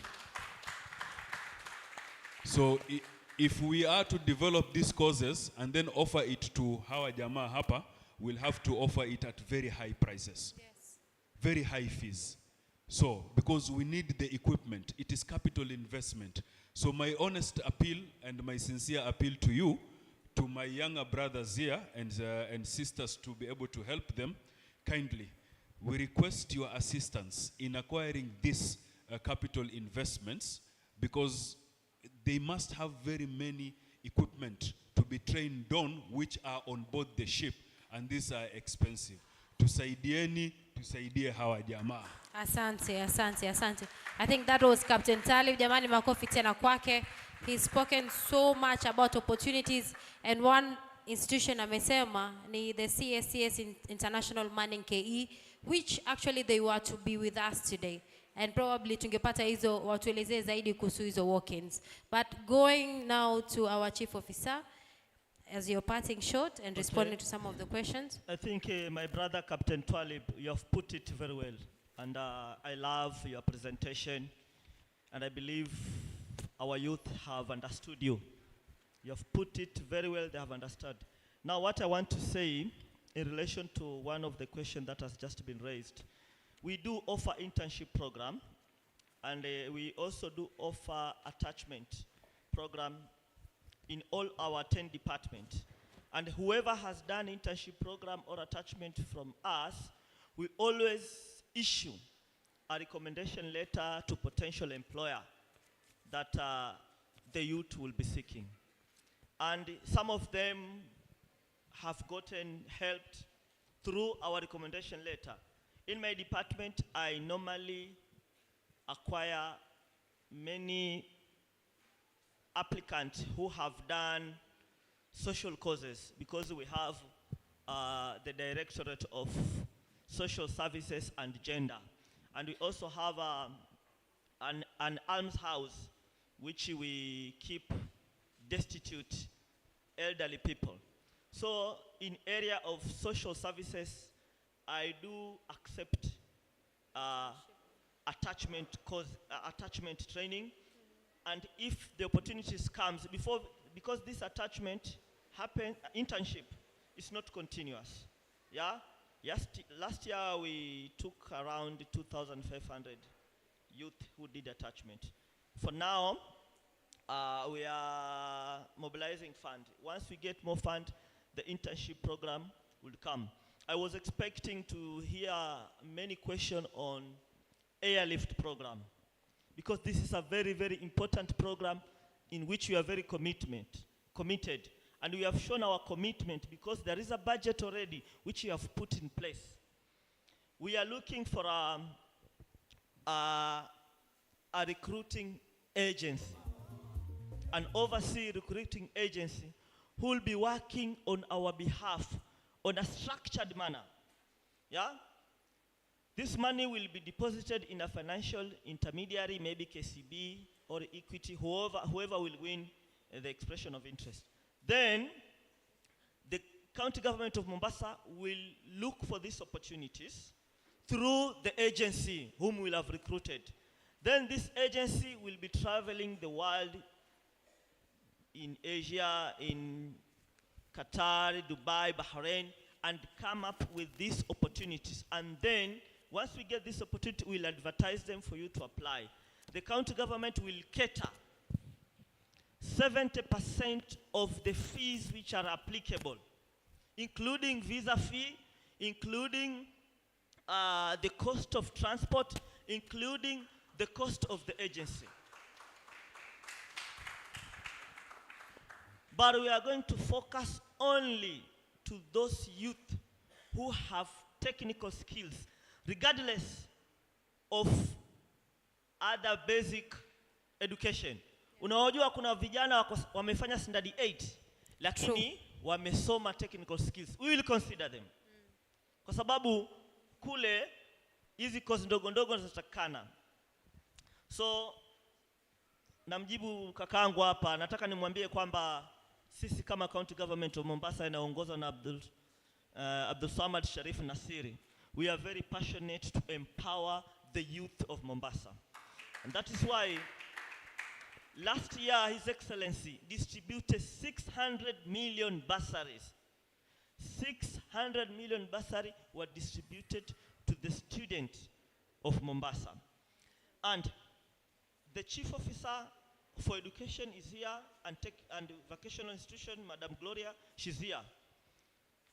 Please, Madam Gloria, through this bursary, make a provision for technical courses. Yeah? That this money will assist the youth of Mombasa who are doing technical courses. And also, once they have developed the new system which we have spoken about, Yes. the county government of Mombasa will cater a certain percentage kwa wale vijana ambao watakuwa wanasoma hapo. I'm sure the governor will accept. Yeah, about 70% ya hizo fees zao zitatoka county government of Mombasa through the Department of Education. Thank you so much. Jamani, makofi hayo. Amesema hiyo course ikiisha, kindly go to the county government of Mombasa so that we can finalize on that matter. No, thank you so much. I'd like Captain, in less than a minute. Vijana wa apply. What apply? Iko tayari. Yes. Wakuje wa apply. Yes, what apply. Asante. Tuletee majina. Miwa ni kufinish kumalo haraka haraka tunamalizana. Asante, asante, asante. Asante. So prepare yourself for that course. Captain, in less than a minute, please. Less than a minute. Yeah, okay. Langu ni kuambia tu kwamba Hamadi Kipindoni ni silaha iliyo wapi? Hiyo pia tujui.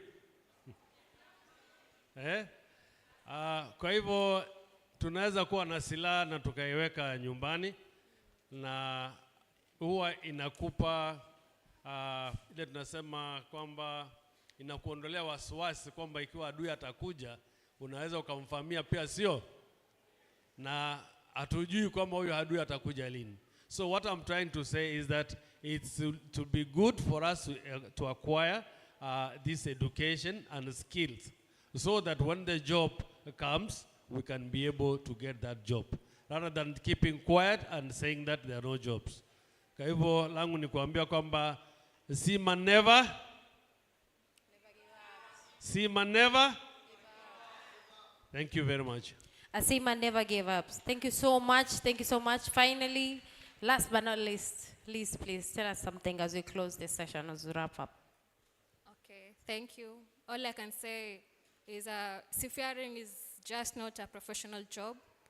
It's a way of life.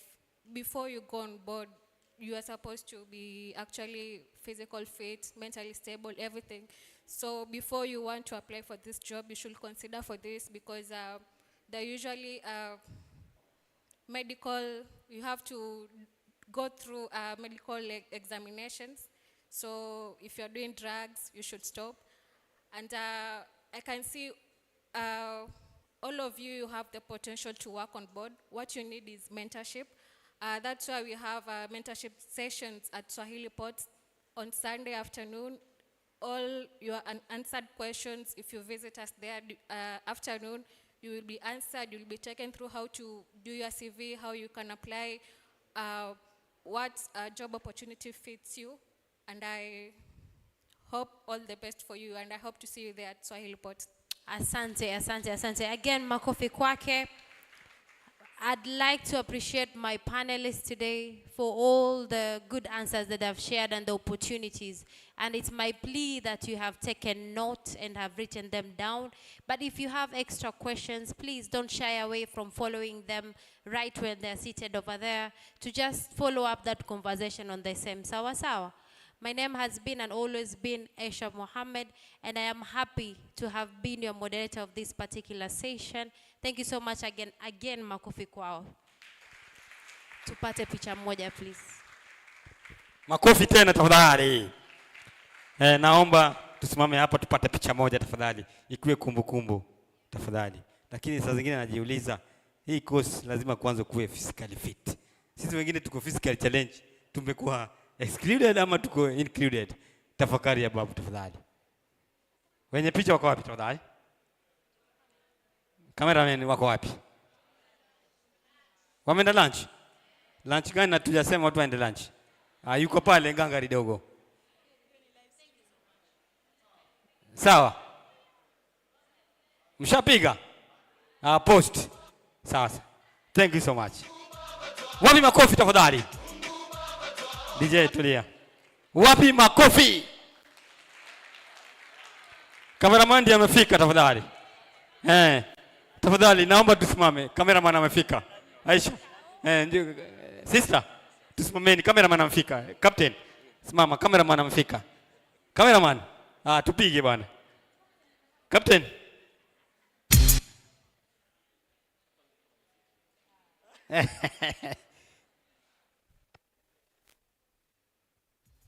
Asante cameraman. Wazungu wanasema better late than never, si ndio? Tupigeni makofi tafadhali. Leo tumepata mafundisho mengi sana. Na tafadhali vijana wenzangu, mtu asikudanganye. Ni lazima tusome. Ni lazima tuwe na vyeti. Sawa? Utaka kazi lazima vyeti. Kenya hii wakati tunaelekea hii karne ni lazima tuwe na masomo. Sio enzi za babu zetu ulikuwa unapata kazi ati wajua kucheza football, waangizwa KPA. Unafikiria ilikuwa ni enzi hizo? Enzi za hii tusomeni jamani, mtu asitudanganye. Hii mambo ya kila siku drop out tumaelizeni, kwa sababu watu watakuja wachukue kazi zetu alafu tutasema tumeone. Hakuna kitu kama hiyo. Tuende darasani, tusome, tuwe na vyeti, na sisi tupige kelele ya kwamba mbona kazi imekuja, imepeana mtu fulani, na sisi pia tuko na watu. Pigeni makofi kwa hiyo maneno matamu. Kusoma ni lazima. Sisi tukiwa Waislamu, kitu ya kwanza Mtume Muhammad aliambiwa ni ikra. Hakuambiwa funga, hakuambiwa swali, hakuambiwa enda hija, aliambiwa soma. Wewe kwa nini unataka kusoma? Atunangoja kurithi. Siku hizi hakuna urithi. Kila mtu ajitengenezee mwenyewe. Mpo? Mimi niko hapa kama MC na vile vile kuwapasha. Nitakupasha vizuri. Sawa? Kwa sasa natumai ya kwamba sote we are very tired, we are very angry and we need to go and grab something. Kweli si kweli? Kweli si kweli? Nasikia sauti. Sasa ni saa mwalimu watoto hao ni wale waliingia nasari, hawakuingia. Sasa hivi ndio tunaenda kukula. Nisikizeni vizuri, ukikosa chakula usiniulize. Kila mmoja wetu hapa amekuja kupitia shirika ama amepitia mwaliko. Aliyekualika iwe ni OCS, iwe ni MCDT, iwe ni TUM, iwe ni Mlachake, ana chakula yako. Ni ukitoka hapa uende hapo, vyakula vyetu tayari. Jamani DJ kumalo, ndio kudonjo, ndio kudo, sijasikia, ndio kudo. Like a boss. Asante tafadhali, naomba break for lunch tafadhali. Spoiler for 3, tuko na like a boss. Leo ni kufinish kumalo. Kufinish kumalo. Leo ni kufinish kumalo, kufinish kumalo. Jamani, leo ni kufinish kumalo. Nije shikilia kidogo. Wale wageni wetu tafadhali. Tunaenda kukula pia. Msijali. Tunaenda kukula pia tafadhali. Aya. Mtapewa ishara ya kwenda kula. Interpreter wafuate wale wageni ukale na wao. Interpreter wafuate ukaende ukule. Tafadhali. DJ ndio kudonjo. Like a boss. Nani mana tipsy G. Spoiler for 3, tuko na like a boss. Leo ni kufinish kumalo. Leo ni kufinish kumalo. Leo ni kufinish kumalo.